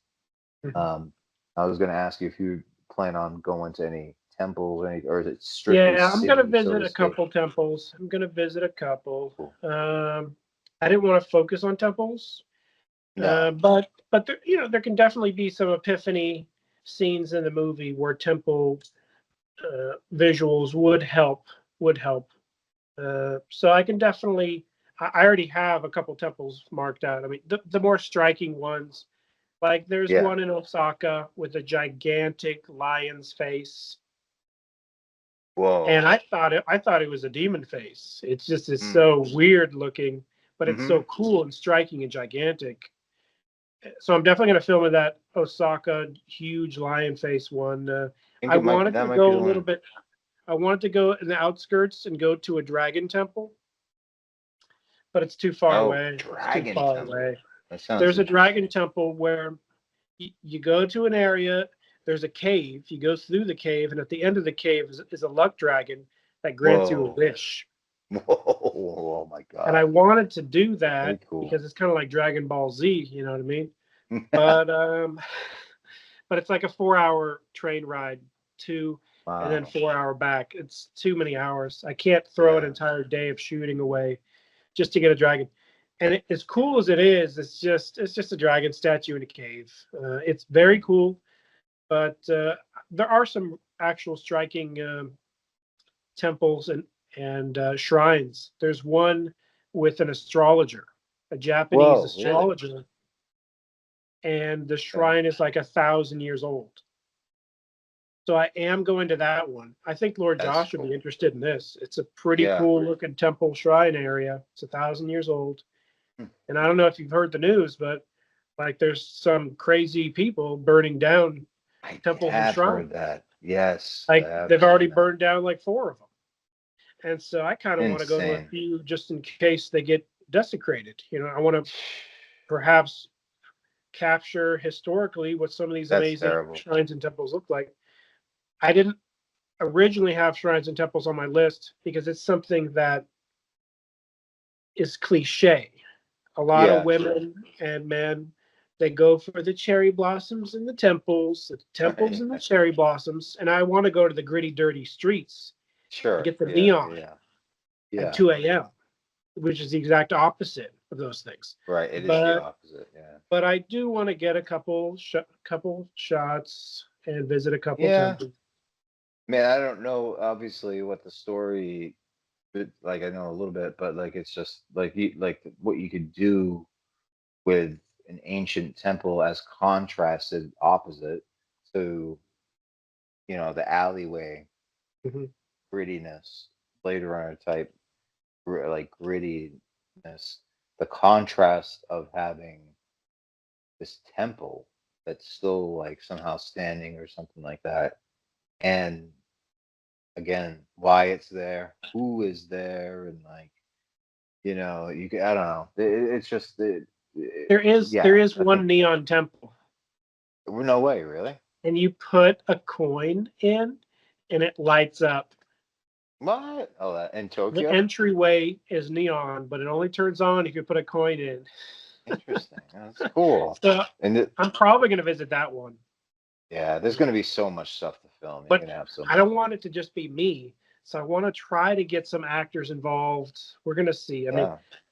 I might only film my scenes because it might be next to impossible. Or maybe I'll get lucky and find Hmm. a actors class and they Yeah. hear about it and maybe they have the weekend or the week free and maybe they'll want to Yep. participate.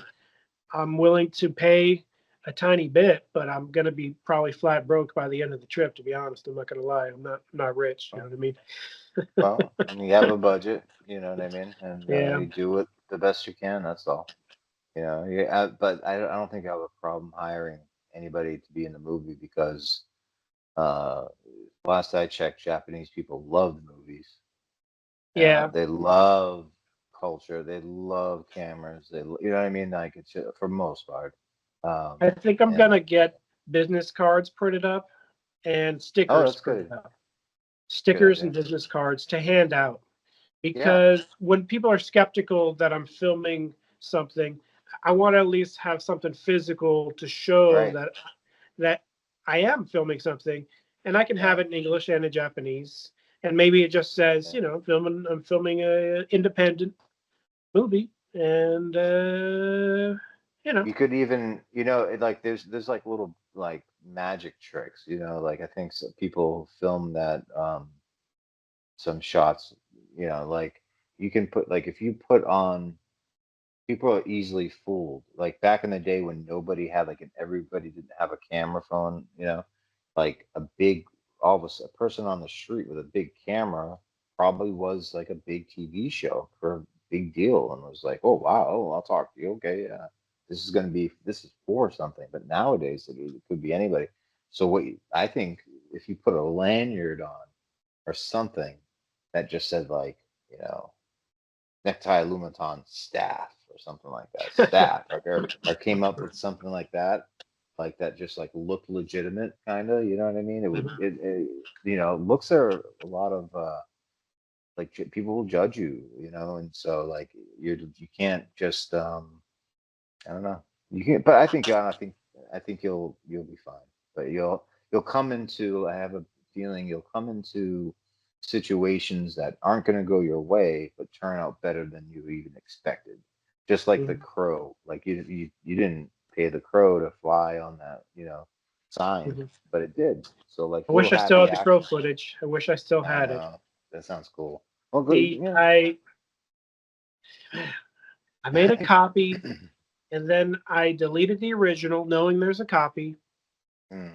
And then maybe 3 months went by, and then I needed room, so I deleted Yeah. the copy, thinking there's an original somewhere. That's how it Oh, happened. yeah. So I They am get gonna that's how it buy gets you. I am gonna buy a hard drive specifically for the movie, like an external Yeah. hard drive just Absolutely. for the movie. Couple. Nothing can go on there but the movie. And I need to get one too. I already bought the SD cards. I got a pretty good deal. Cool. Right now, SD cards are close to $1 a gig. They're close to $1 a gig. So if you So, get a yeah. 512 gigabyte SD card, expect Whoa. $512. What? If it's 412, 312, it's a pretty good deal. Three of them right there. Well, I got the top of the line, best of the best. We're talking Oh yeah. pro. They can read at the fastest rate 10 imaginable. 66, 160 megabyte. That one. 160 megabyte.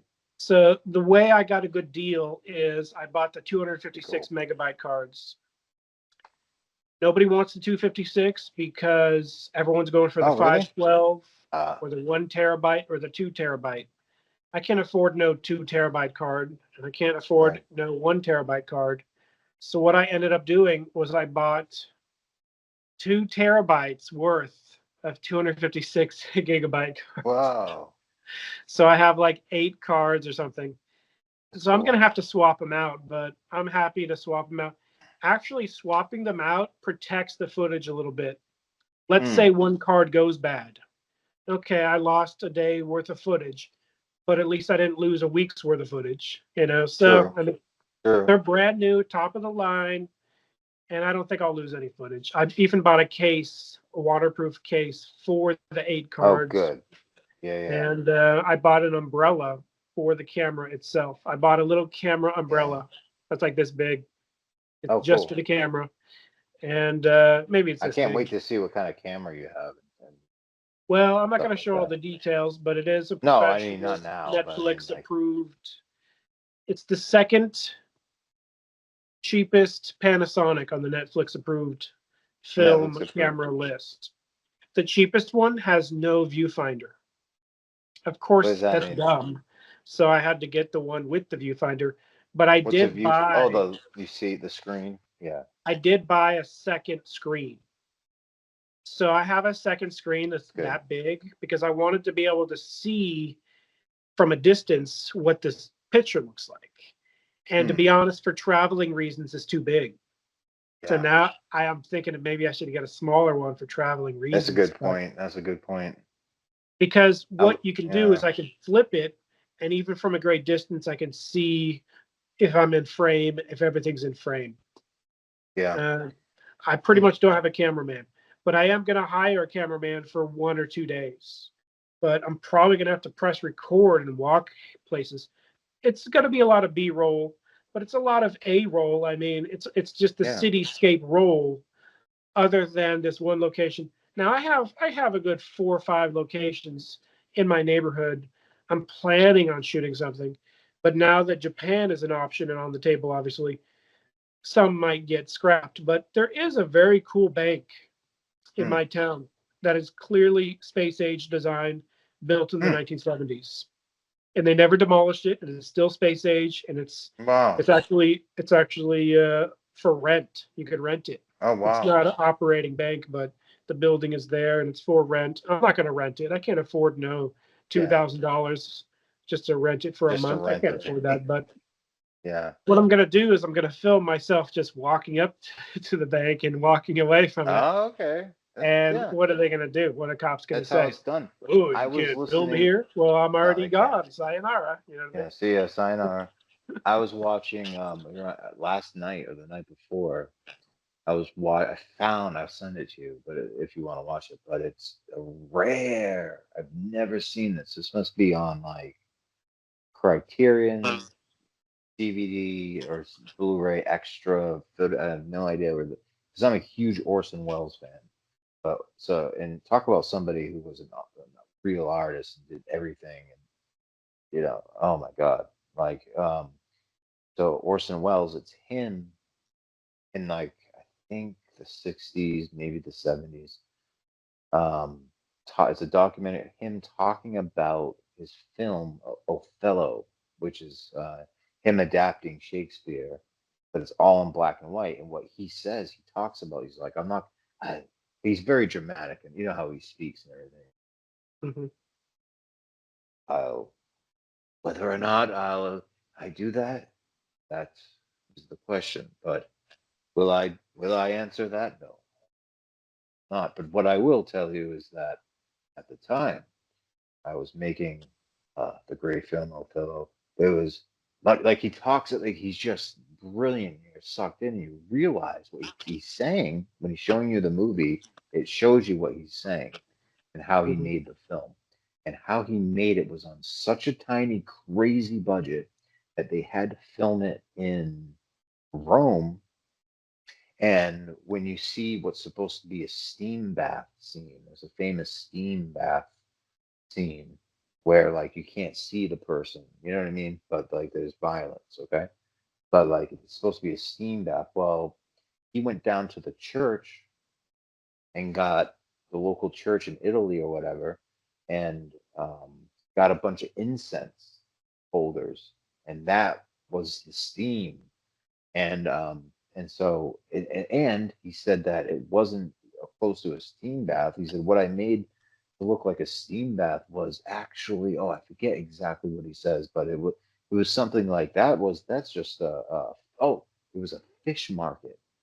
So he filmed the steam bath scene in a fish market.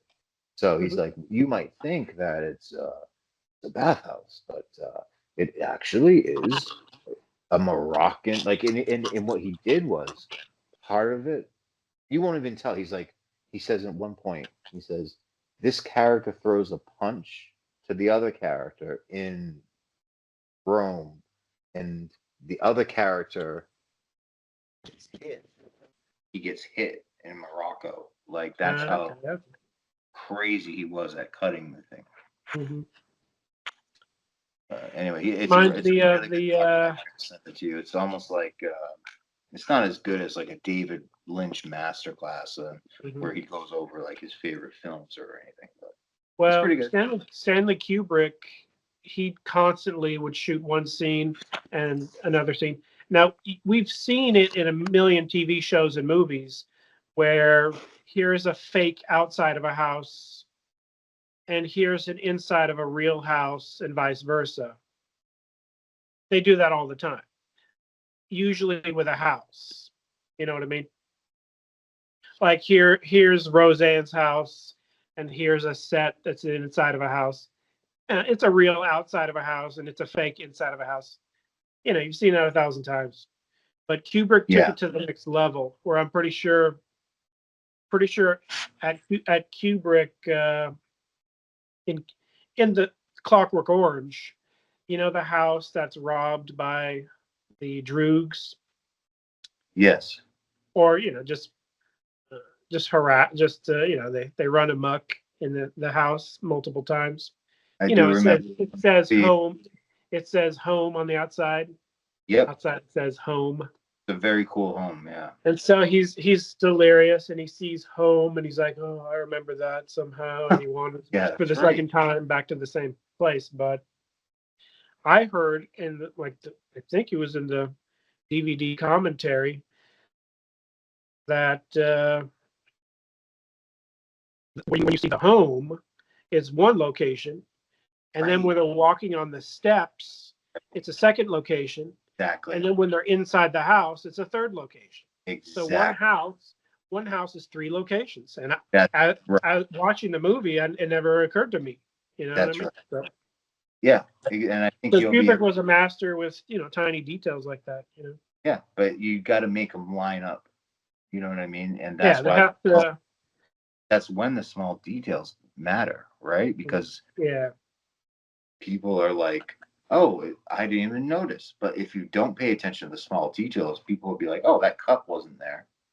That cup wasn't there in that edit and whatever. You know what I mean? Like, but like if you oh, okay, keep it consistent, Well, you can have I'm getting some stuff from Japan that I'm going to be putting on stuff smart. in California, That's and it's smart. going to match up exactly. And I'll try my best, but I am a perfectionist. Hmm. Some people, someone asked me if I'm OCD, and I said, hey, I'm a Not perfectionist. really. I'm a perfectionist.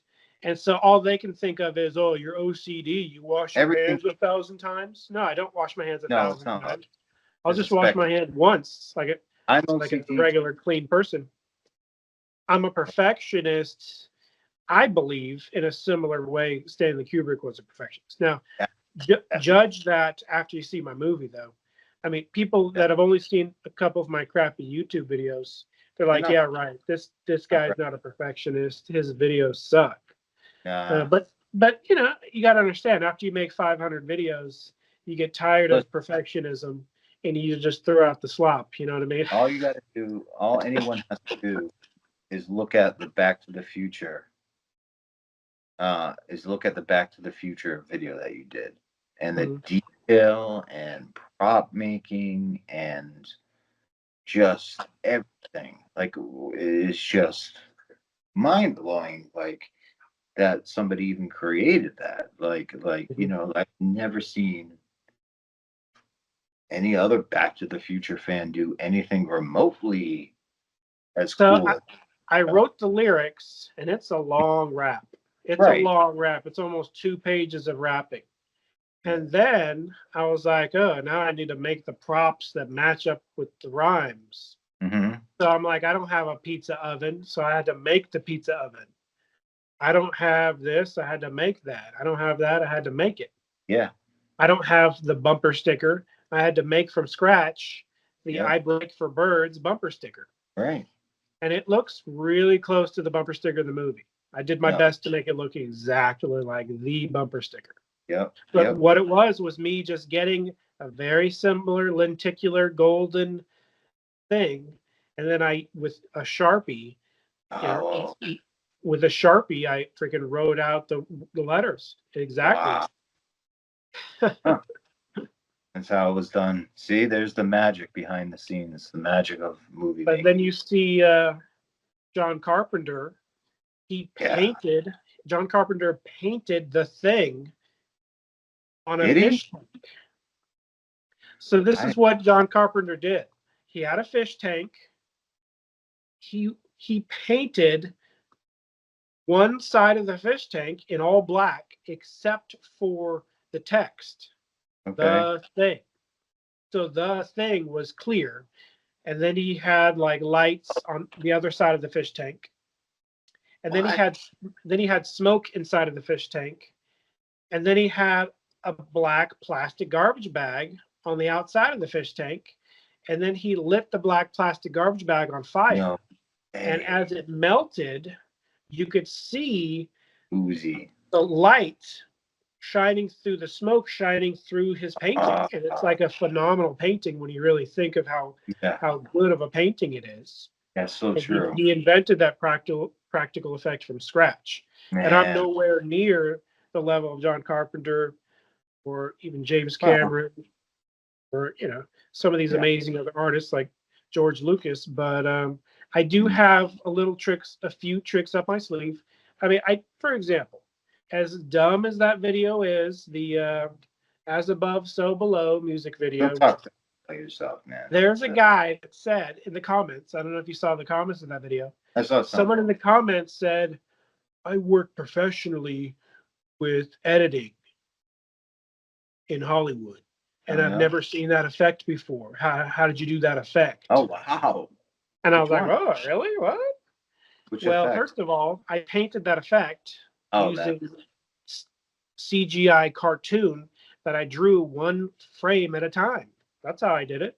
Hard work, yeah. It Wow. probably took me 30 minutes to just one frame at a time make 50 frames. Yeah. And to him, it looked like a filter that he just Yeah. threw, that I have a filter he's never heard of because he knows about every filter. Well, I don't use filters when it comes to stuff like that. I want to from scratch. See, I learned how to do cartoons by making animated GIFs back in the 90s. Oh, really?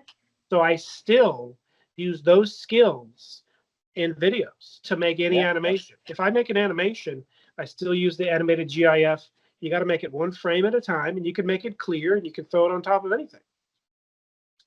That's pretty cool. So I am going to use that to an extent, but it is true the Hollywood movie magic stuff of today, and even the AI blows that out of the water.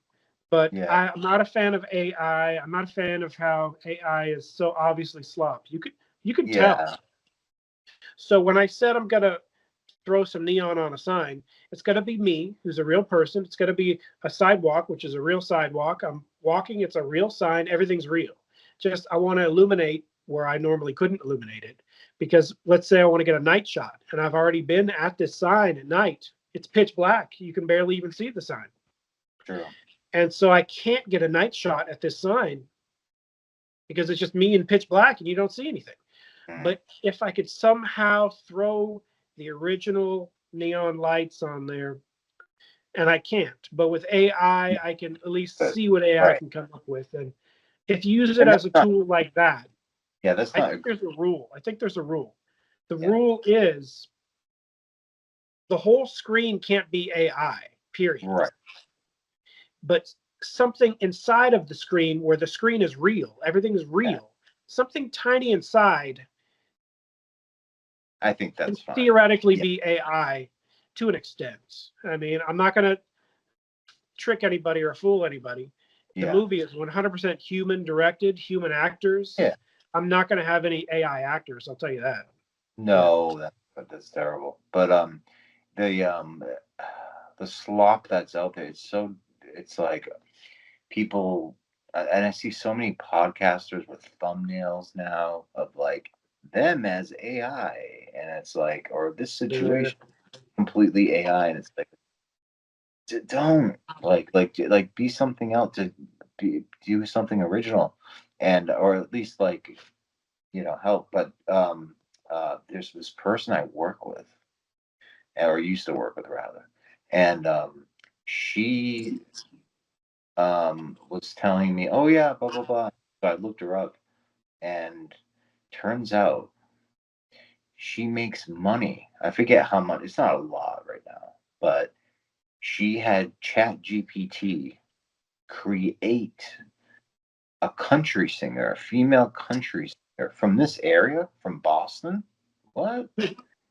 Doesn't exist, but and they have a Spotify and iTunes music, this, that, they're everything that you could find them everywhere. They have about 24 stupid songs about breaking up, and it's all like AI videos and they're crappy, sloppy country songs just She as you make would, money from that? and they make money for her, and like, and it even Wow. has a Twitter social account, and I'll show you the account if I remember. And it's completely AI, and I wonder like how much of it is her and how much of it is AI.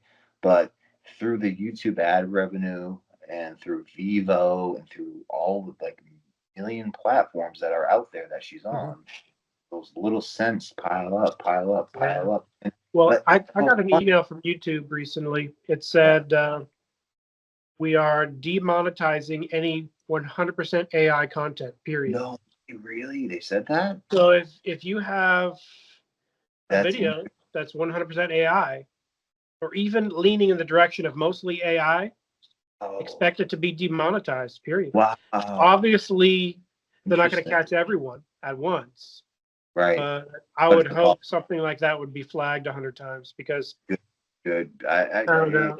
Did you see the video of the guy that he has like a video game? And I'm not familiar with this format. There's so many new things coming out these days. I'd never seen it until that guy's video, but he signed up to some AI generation tool, and the tool looks like a video game. Okay. And the video game is just like a Windows desktop version of what it is something else of. What What do it you mean? looks like is little people inside of a video game, like moving Okay. blocks or moving from room to room. But Yeah. the blocks and the little guys moving is just a representation of AI programs doing something somewhere else. Huh. He said this one is selling stuff on Amazon. He said this one is selling songs on Spotify. Right. This one is selling something on YouTube. This one's selling something here, something there. He said, I make $4,000 a month from these AI. And then in the comments, someone said, oh, your subscription to that AI must be $40,000 a month. So it could have been an ad to get people to sign up. Maybe that's because true. to have that type of AI interface, you do have to pay per task. Oh, really? Above such and such. Super professional business. I've seen the levels cross. There are like with Midjourney, when you're generating an image, one of his businesses was generating thumbnails for Fiverr. He said he gets $5 per thumbnail. He said people don't know you can just press one button and come up with a thumbnail, and so I charge him $5. But on a level of what subscription is he signed up for? Because he might be signed up for the $1,000 a month mega platinum package, because Midjourney Pro is going to limit you to so many videos, so many photos per month. So he might have been an insider working for the company. Who knows how real it was? You never saw the guy's face. Yeah, it's true. But it's an interesting concept. I'm very much not a fan of AI music. I've seen enough of it to be. I've only seen one example of AI music that's funny and made me laugh. It's the magician on Instagram.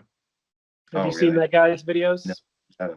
Okay, so this guy owns 2 houses, I think in Las Vegas. He's a magician who got rich from selling, of all things, not magic tricks, but selling a spray paint kit at Walmart. What? So here's a spray paint kit. You can spray paint Mickey Mouse's face. You just have to have a bunch of like screen printing layers, and you can print the Little Mermaid. You can spray on the wall like a perfect Donald Duck. Oh, cool. So obviously he has sponsors with Disney and like major connections. So this guy's a millionaire from major connections. Who knows how he got it, but he's definitely into AI, because his last 2 videos, he has AI music singing what he's doing.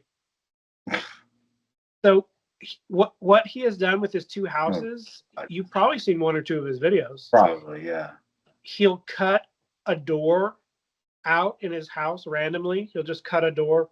And his house has probably 50 doors at this point, because he cuts a new door in every episode, every video.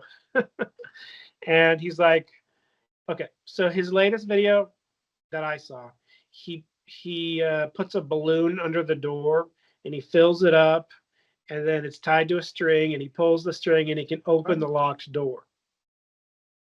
Okay. But he uses AI to sing everything he's doing. And it tells the AI music is like, and you get a balloon, and it's not him singing. It's clearly AI singing. And it's pretty funny. because he's not making money from the stupid song. Everyone knows it's AI. It's just he normally would do it where he'd say, "This is how you is." Now he has music making fun of the process. It's pretty funny. It's pretty funny. The scary But thing. it doesn't have heart and soul. Someone said AI music doesn't have heart, doesn't have soul, and I agree 100% with that. Yeah, the heart and soul is from the person behind it. But I was gonna say teachers, because I'm a teacher. It's so scary, but it's good because you can use, like I use it, but you have to use it in a certain way. You can, like, just like you filming. For teachers, you can't just say chat GPT, and you can, but it's not going to be great.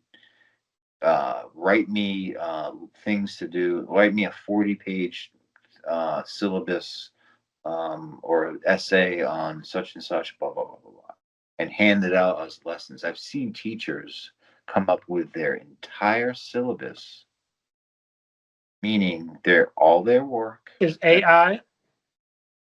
Through chat GPT specifically. But even the teachers are cheating. Wow. Yeah. Did you see Conan's latest joke on that? Sorry? Did you see Conan's joke on that? He did the commencement speech over here. In the commencement speech, did you hear any of that? Did not yet. I saw a little Conan bit. said, I can't remember the exact joke, but he said, a lot of humility. He had humility. Said, you can't use AI to do your homework. Or he said, don't worry. Did he say that? If you use AI to do your homework because the teachers are using AI to grade your homework or something like that. That's exactly right. He's so brilliant. I love Conan. Yeah, that's exactly right. He's exactly right. But like, I like his commencement speeches are awesome. He was a speaker, I think, at Harvard once, but he didn't do I don't know if he did the commencement speech or not, but he definitely was at the commencement before. He definitely did one at Dartmouth College, which was really I fun. remember that. I butchered the joke. You have to look up the joke. It's a lot better than that. I watched the whole thing, but one of the parts of that I did see, and I just have been saving it. I'm going to get to it. I did a lot of stuff today, but I'll see it probably tonight. But he in that talks about how we're in a time of extreme narcissism. Extremely, everything is extremely narcissistic and catered to you to be extremely narcissistic. And you have a phone in your pocket at all times that tells you to be that you're the everything, and that you. I was at my job. The world depends on everybody. Everything depends on everybody else. It's with everybody else that you find that, and then that humbles you, because humility is God with virtue that God loves. Like, that's how things get done, not through extreme narcissism. Go ahead. Yeah. Like, I was at my job like a year ago, in the same place I still work at, which is classified top secret. But I was working at my job, and I saw this lady get out of her car, right? Mm-hmm. And obviously she doesn't work there. She just is stopped. She's just using the parking lot to take a break, right? So she gets out of her vehicle and she starts selfieing herself. She's like, "Hey, fam. Thanks for tuning in, fam. Don't forget to like and subscribe, fam. Here we are in amazing California." And blah, blah, blah, blah, blah, blah. And I was like, oh my gosh, I hope I don't look like that to other people. Right. No. Other people see me, because, man, that was cringe. It's like the embodiment of cringe. You know? I know. I can see some Japanese people might see me filming my movie and think that of me. So I'm going to try my best to humble myself and be very respectful. I'm not going to yell lines. I mean, I'm going to go so far as to wait for no one to be around, and maybe go so far as to film an area for 30 minutes so I can get the footage and green screen the area behind me and yell a line in my garage. Right. Stub it. I'm going to do my best to be respectful. I don't know if you heard that guy. he went to a bunch of shrines in Japan and he yelled, "Blah, blah, blah, blah." Whatever he yelled, they're considering it to be a desecration law that he broke. Yeah, Because it's very against the norm to yell anything in Japan whatsoever, even if it's on a movie set. Yep. But I don't have a movie set, so I have to rely on the streets and I have to follow their traditions and be respectful, you know. Yeah. Yeah. And then the other thing that you have going for you, I was going to bring this, is that there's a big film industry, I guess, in Japan, or have been since like the 50s at least. But I was going to say, did you see Harlan Williams, I guess, was on Joe Rogan again or something like that? Yeah, I've seen two clips. I've seen two different clips. He was talking about something pretty interesting. What did you see? Well, I did. Maybe I saw three clips. The funniest one is him just wearing his hilarious fake legs. Oh, I didn't see that. Oh, God. He had fake legs. But Rogan tried to be ready for him. He was talking about Iran, and he was talking about UFOs. Oh yeah, Harlan. I can't remember the details, but I guess he was skeptical. Harlan is closer to me on the UFOs. And Joe Rogan is like, "Oh, it's real. It's all real." He was playing. The politician said it's real, and Harlan's like, "That guy's name sounds like the S word." Dude, Harlan, people don't realize, is probably the most underrated comedian living, in my opinion. Like, Conan's got his due. He's brilliant. Everybody's pretty much. But the second Norm Macdonald died, I think Harlan became king of comedy worldwide. I mean, that's my personal opinion. Worldwide. I went out of my way to see Harlan in person, and he's hilarious. He was hands down the funniest comedian. Like, you can't, at the show I went to. And you can't troll him. You know, people like him or Tom, like they're original troll, or even Tim Heidecker.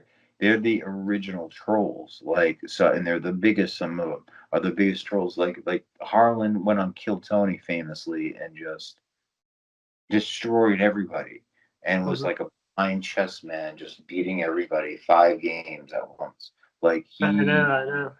Such a because he's been doing this for so long, and I mean his wit. His wit is razor sharp.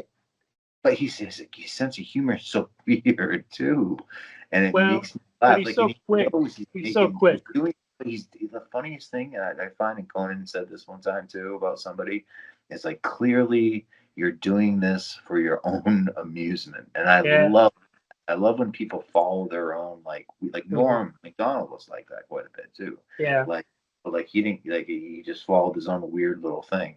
Have you ever read his book, by the way, that he wrote right before he died? That's dedicated. Well, I bought Norm's book like the day he died. I bought it, and the person selling it was a scammer and a schemer and a fraud, and so I never got it. But I got my money back, and I never actually bought it because I bought it, and then I was like, I already bought it. Oh yeah, I never got it.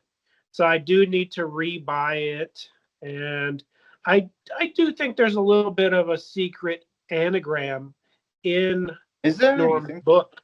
Oh yeah, tell me about that. Because Norm's book is called. What is it called? I'm gonna read it. It's called Based on a True Story. Yeah, it's not a memoir. Right, but there's some kind of. It says Norm Macdonald, and the D is missing from the sign. So I've plugged that in my brain enough, and I didn't use any AI for this whatsoever. Just my own brain. And very close anagram wise, and this is 100% me just playing with the numbers in my head. Yeah. I came up with, it sort of says Coal Man. And he had Gary Coleman in one of his movies, and he was a huge fan of the guy who sang the song, "I'm nothing but an old chunk of coal." Like a coal man. And so I think he purposely put an anagram for Coal Man in his book title, and I've never revealed that. And it's not necessarily accurate because there's an extra letter on top of that. But I'm gonna read it. I know it's not a true story. It's him making up a fictional memoir. So I'm sure it's hilarious. I heard it's a best-time seller, and I do autobiography or memoir, absolutely accurate. And And also it's very good only because, because of the audiobook. You get to Oh hear, yeah, you he get to actually narrated, right? hear him read it. Yeah, I need to get that And audiobook. oh, it's if you're gonna get a comedy book, one of the best. Like and it kind of like he died, he passed away not shortly after, so. I would say if you're gonna listen to an audiobook, you should listen to The Disaster Artist, Oh yeah, really? the Is book that good? based on The Room. Yeah, who reads I it? listened to the audiobook of The Disaster Artist before I made that video about The Room Yep, and Tommy Wiseau. brilliant. Yeah, Uh, you did some and brilliant. that's what the movie was based on. The movie making fun of the movie is based He's on the so book. And the book was written by, of course, hard. Greg Sestero. Yeah. Yeah, and does he So read it Greg too? Sestero has like a psychotically good memory. Does he really? I tweeted him once, "Wow, your memory is very good." He's Yeah. like, "Yes, I know, thank you." So he responded to me, He's but like interesting. he remembers the tiniest detail. Really? Like we're talking like this is a movie that took place what in 2002 or something, Yeah. and he remembers like what brand of gum an extra was chewing at Whoa. 2:03 p.m. Like the guy has like a like we're talking everything Tommy did and said and even thought. Ooh, Wow. like he has like too good of a memory. It's No, really good. that sounds If good. he made up any of it, you think Tommy would have refuted some of it, but he never has. You've met him, haven't you, Greg Cicero too? You No, I never know, met Greg or Tommy Tommy, Wiseau. but no, I never met him. Right. I really want to go to a screening of The Room Yeah, that'd be where cool. Tommy does a Q&A, and I think it's possible for anyone because He Tommy's tours of with the it. mindset where he still needs to make a couple million from Yeah. this movie that cost him 7 million to make. Huh. All right. Do you see in your background to the left is like a white skull Yeah, in I one of think the it's a corners? bar. I think it's a bar sign. All right. Well, that looks like you ever see that T-shirt that people wear with that skull on it, and it says the Misfits. It says Misfits. Oh And yeah, I it's a think band. that is the official Misfits. Is it? Yeah, it is. I've talked to Yeah, the. that right there. That's the Misfits skull. Yeah. Is it? Yeah, I thought so. So the guy who was the lead singer of that watches your channel, by the way. Well, was part of the band, was a singer. He was on Nox Mente. Huh? You That's cool. Mente, I was on Nox Mente. They're around still. I talked to Jerry. He might want to pop on. I'm sure Niche would want to come on as a guest too and stuff like Mhm. that. But um, also going to ask Roger Avery. Look at that. But this guy, Mike Hideous, was his name. Mike Hideous. He was the singer, and I trolled somebody from New Jersey, and one time because he told a story. He's like, "What the heck? Mike Hideous is doing shows with Michael Decon." Well, Mike Hideous is very kind of right wing and stuff, and he's a Satanist and all this stuff, right? Belongs to the Temple of Satan, whatever. And one of them, I forget exactly which one. Also, probably a Freemason and all that stuff, right? And he's open about it. He's nice and cool. A Uh, right wing Satanist? That's kind of a oh weird yeah. combo. Uh, if you go back to look at Church of Satan, they were very much into that 1940s German leader philosophy. Okay. You know what I mean? Well, Yeah. I mean, that guy's not necessarily right wing, but He was authoritarian, and I think that's what they really the power and they're very much like in that kind of like thing. Like power, might is right is very much their philosophy. I don't agree with it, but he might be cool as a guest. But he has it sounds like CNN and MSNBC to me. But okay. so he came in. He does a show with he does a show with Michael Decon, who watches your show and has commented, probably reached out to you. Don't even know it. He definitely used to show up in my chat a little bit, but I had a chat with him because you could call into the Michael Deacon show, which Mhm. still plays, I think, and he still does it with Mike. It is, and who was the lead singer of the Misfits, and And so one, like when he was starting out, he stumbled into this New Jersey lawyer who was working for one day at the Sam Goody. You remember Sam Goody, where they Mhm. sold music, you know? Yeah. And it was a scam, and there was a scam that said, 99 cents for this CD or something like that. And then in small print, it said, like, if you sign up for the subscription service, and that's like, Yeah, that's an ancient scam. It's so yeah, old. Let me tell you how old that scam is. I mean, I fell for it, yeah, but Kurt Cobain's uncle really, fell for it. yeah, And Kurt Cobain said he got into music because his uncle signed up for that album scam. And yeah. I think in Kurt's time, it was vinyl records, or who knows, it might have been 8 tracks. I don't know what it was. It could have been tapes, I guess.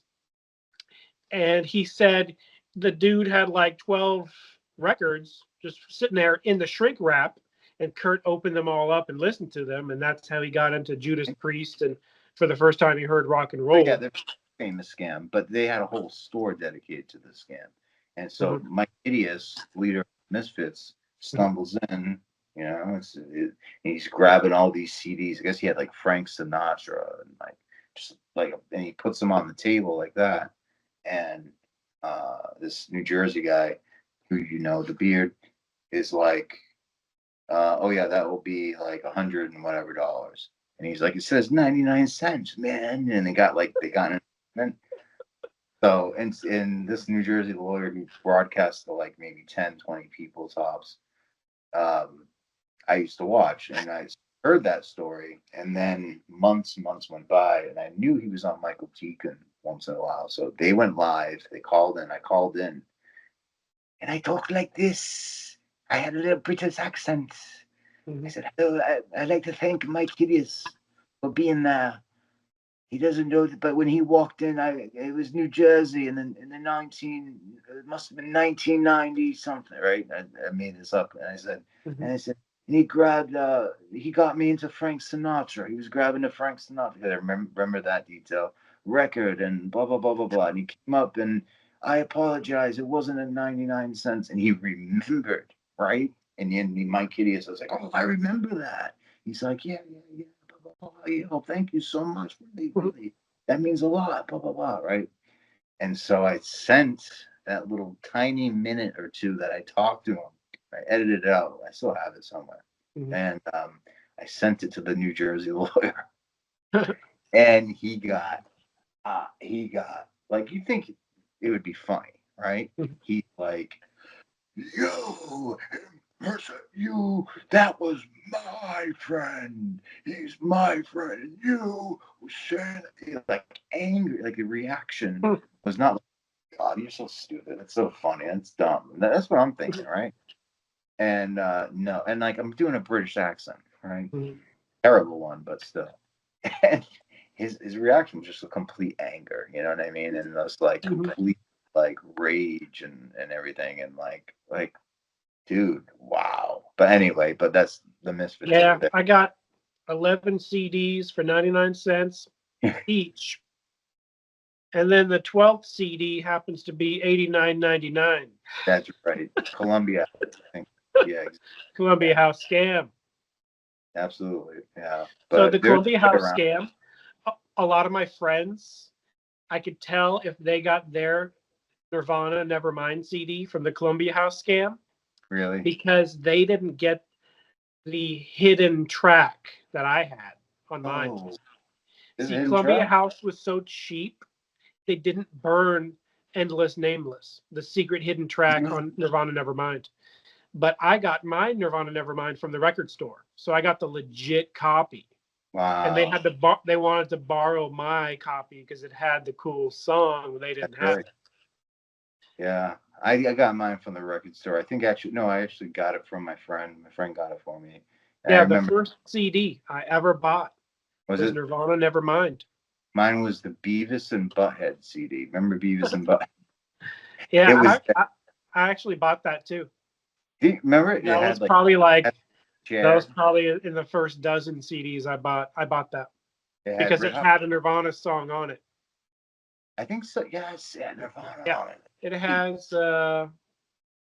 Cher, I Got You, Babe. They do, but it was like, I got you, babe.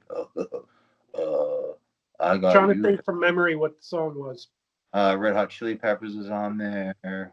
Butthole Surfers, of course. I have to look it up, but that was my first CD. That and Queen, Bohemian Rhapsody, with the other side was We Are the Champions. Okay.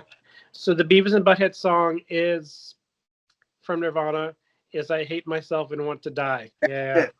See, that song was cut from their album, so they were able to donate it to that album. It was cut because of the title. That's it. Yeah.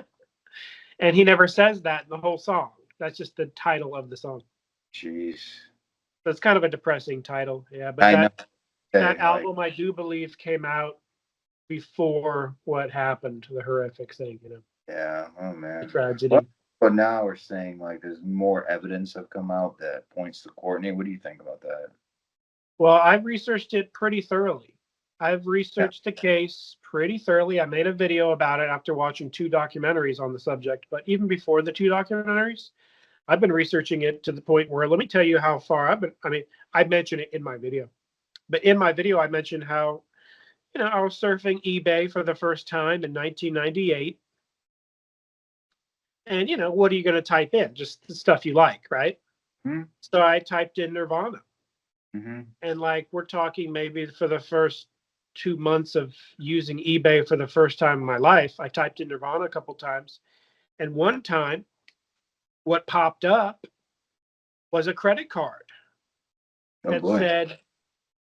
said Courtney Love Cobain. Oh And right. it was either a Visa or a MasterCard, a legitimate expired one. It expired. We're talking this card expired like in 1994 or something. That's incredible. And so someone had it and they were selling it on eBay. I can't remember the price. It was in the neighborhood of $500 to $5,000, whatever the price. I think I saw 0 bids, or yeah. I don't think buy it now was an option back then. It was only listed. It was only regular auctions, and I'm pretty sure it had 0 bids. And then it just got pulled off the site, or maybe someone bought it, maybe someone didn't.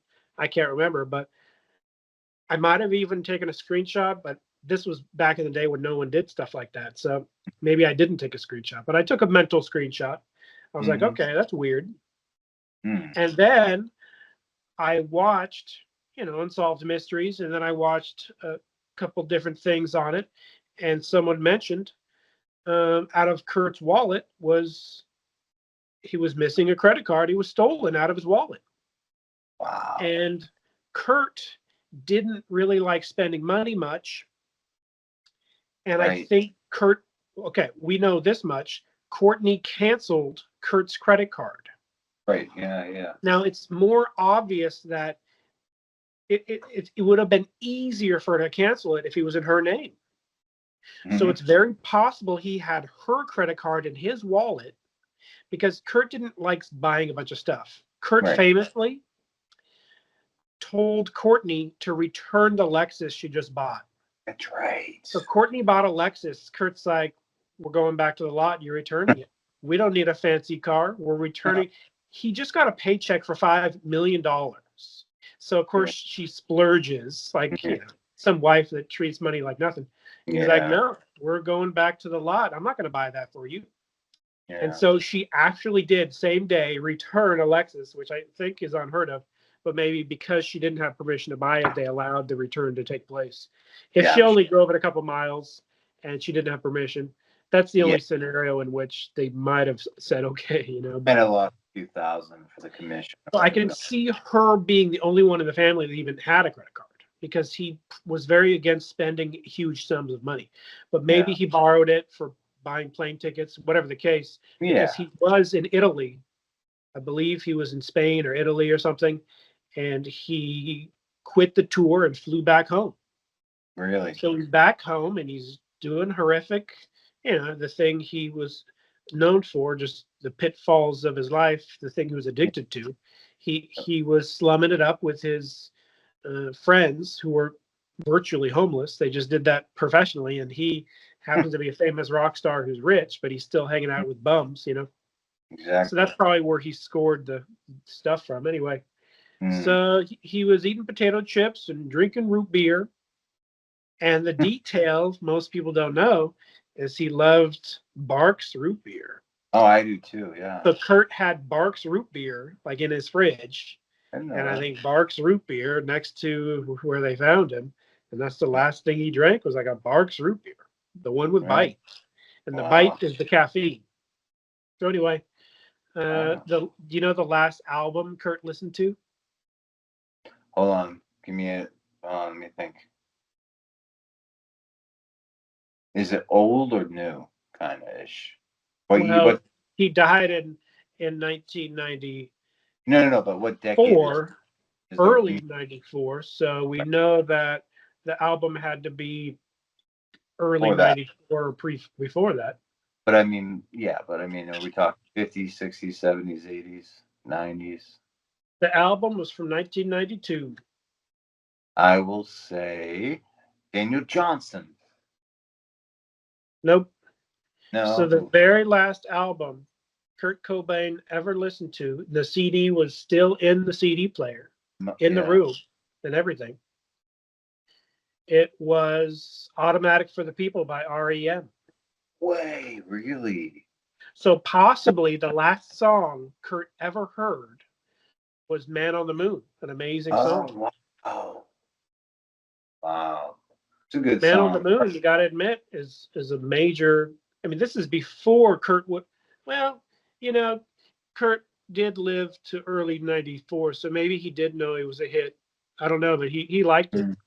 But it wasn't a major hit at the time. It was kind of a soft. It's clearly the highlight of the album. But then again, Everybody Hurts is a very depressing song. It'd be weird if it was Shiny Happy People, if he was playing Shiny Happy. You know that song? Shiny Happy People, Shiny. So I think theoretically, I might have seen the stolen credit card on eBay.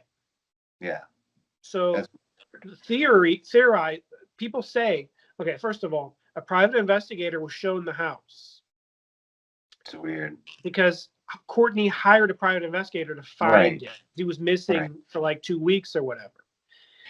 So the private investigator is being shown the house by a friend. So the friend is a legitimate friend of Kurt's, but a non-famous person, probably one of the bums he's doing bad stuff with. And the friend shows them the whole premises, and they don't see Kurt anyway. Oh, he's not anywhere to be seen.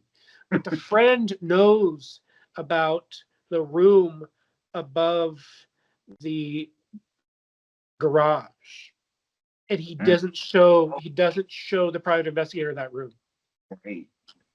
So people think that dude knew, and that dude might have been the dude that lifted the card, or another friend, because they found, I think, 2 different types of cigarettes in the ashtray. They found a missing credit card, and we know the credit card was attempted to be used after the death, because the credit card company said someone tried to charge it here and someone tried to charge it here, and he was declined. And the reason he was declined is because Courtney canceled the card. Courtney canceled the card because he wasn't answering his phone. He wasn't answering anything. And so Courtney knew that if she canceled his card, he would immediately say, "Hey, why'd you cancel the card? I need money to fly back. I need food." She canceled the card for the attempt to get Kurt to call her, and that reason alone. Maybe. Now, I believe her. I think she's telling the truth. Yeah. Well, but maybe, check this out. The theory, maybe, how about this?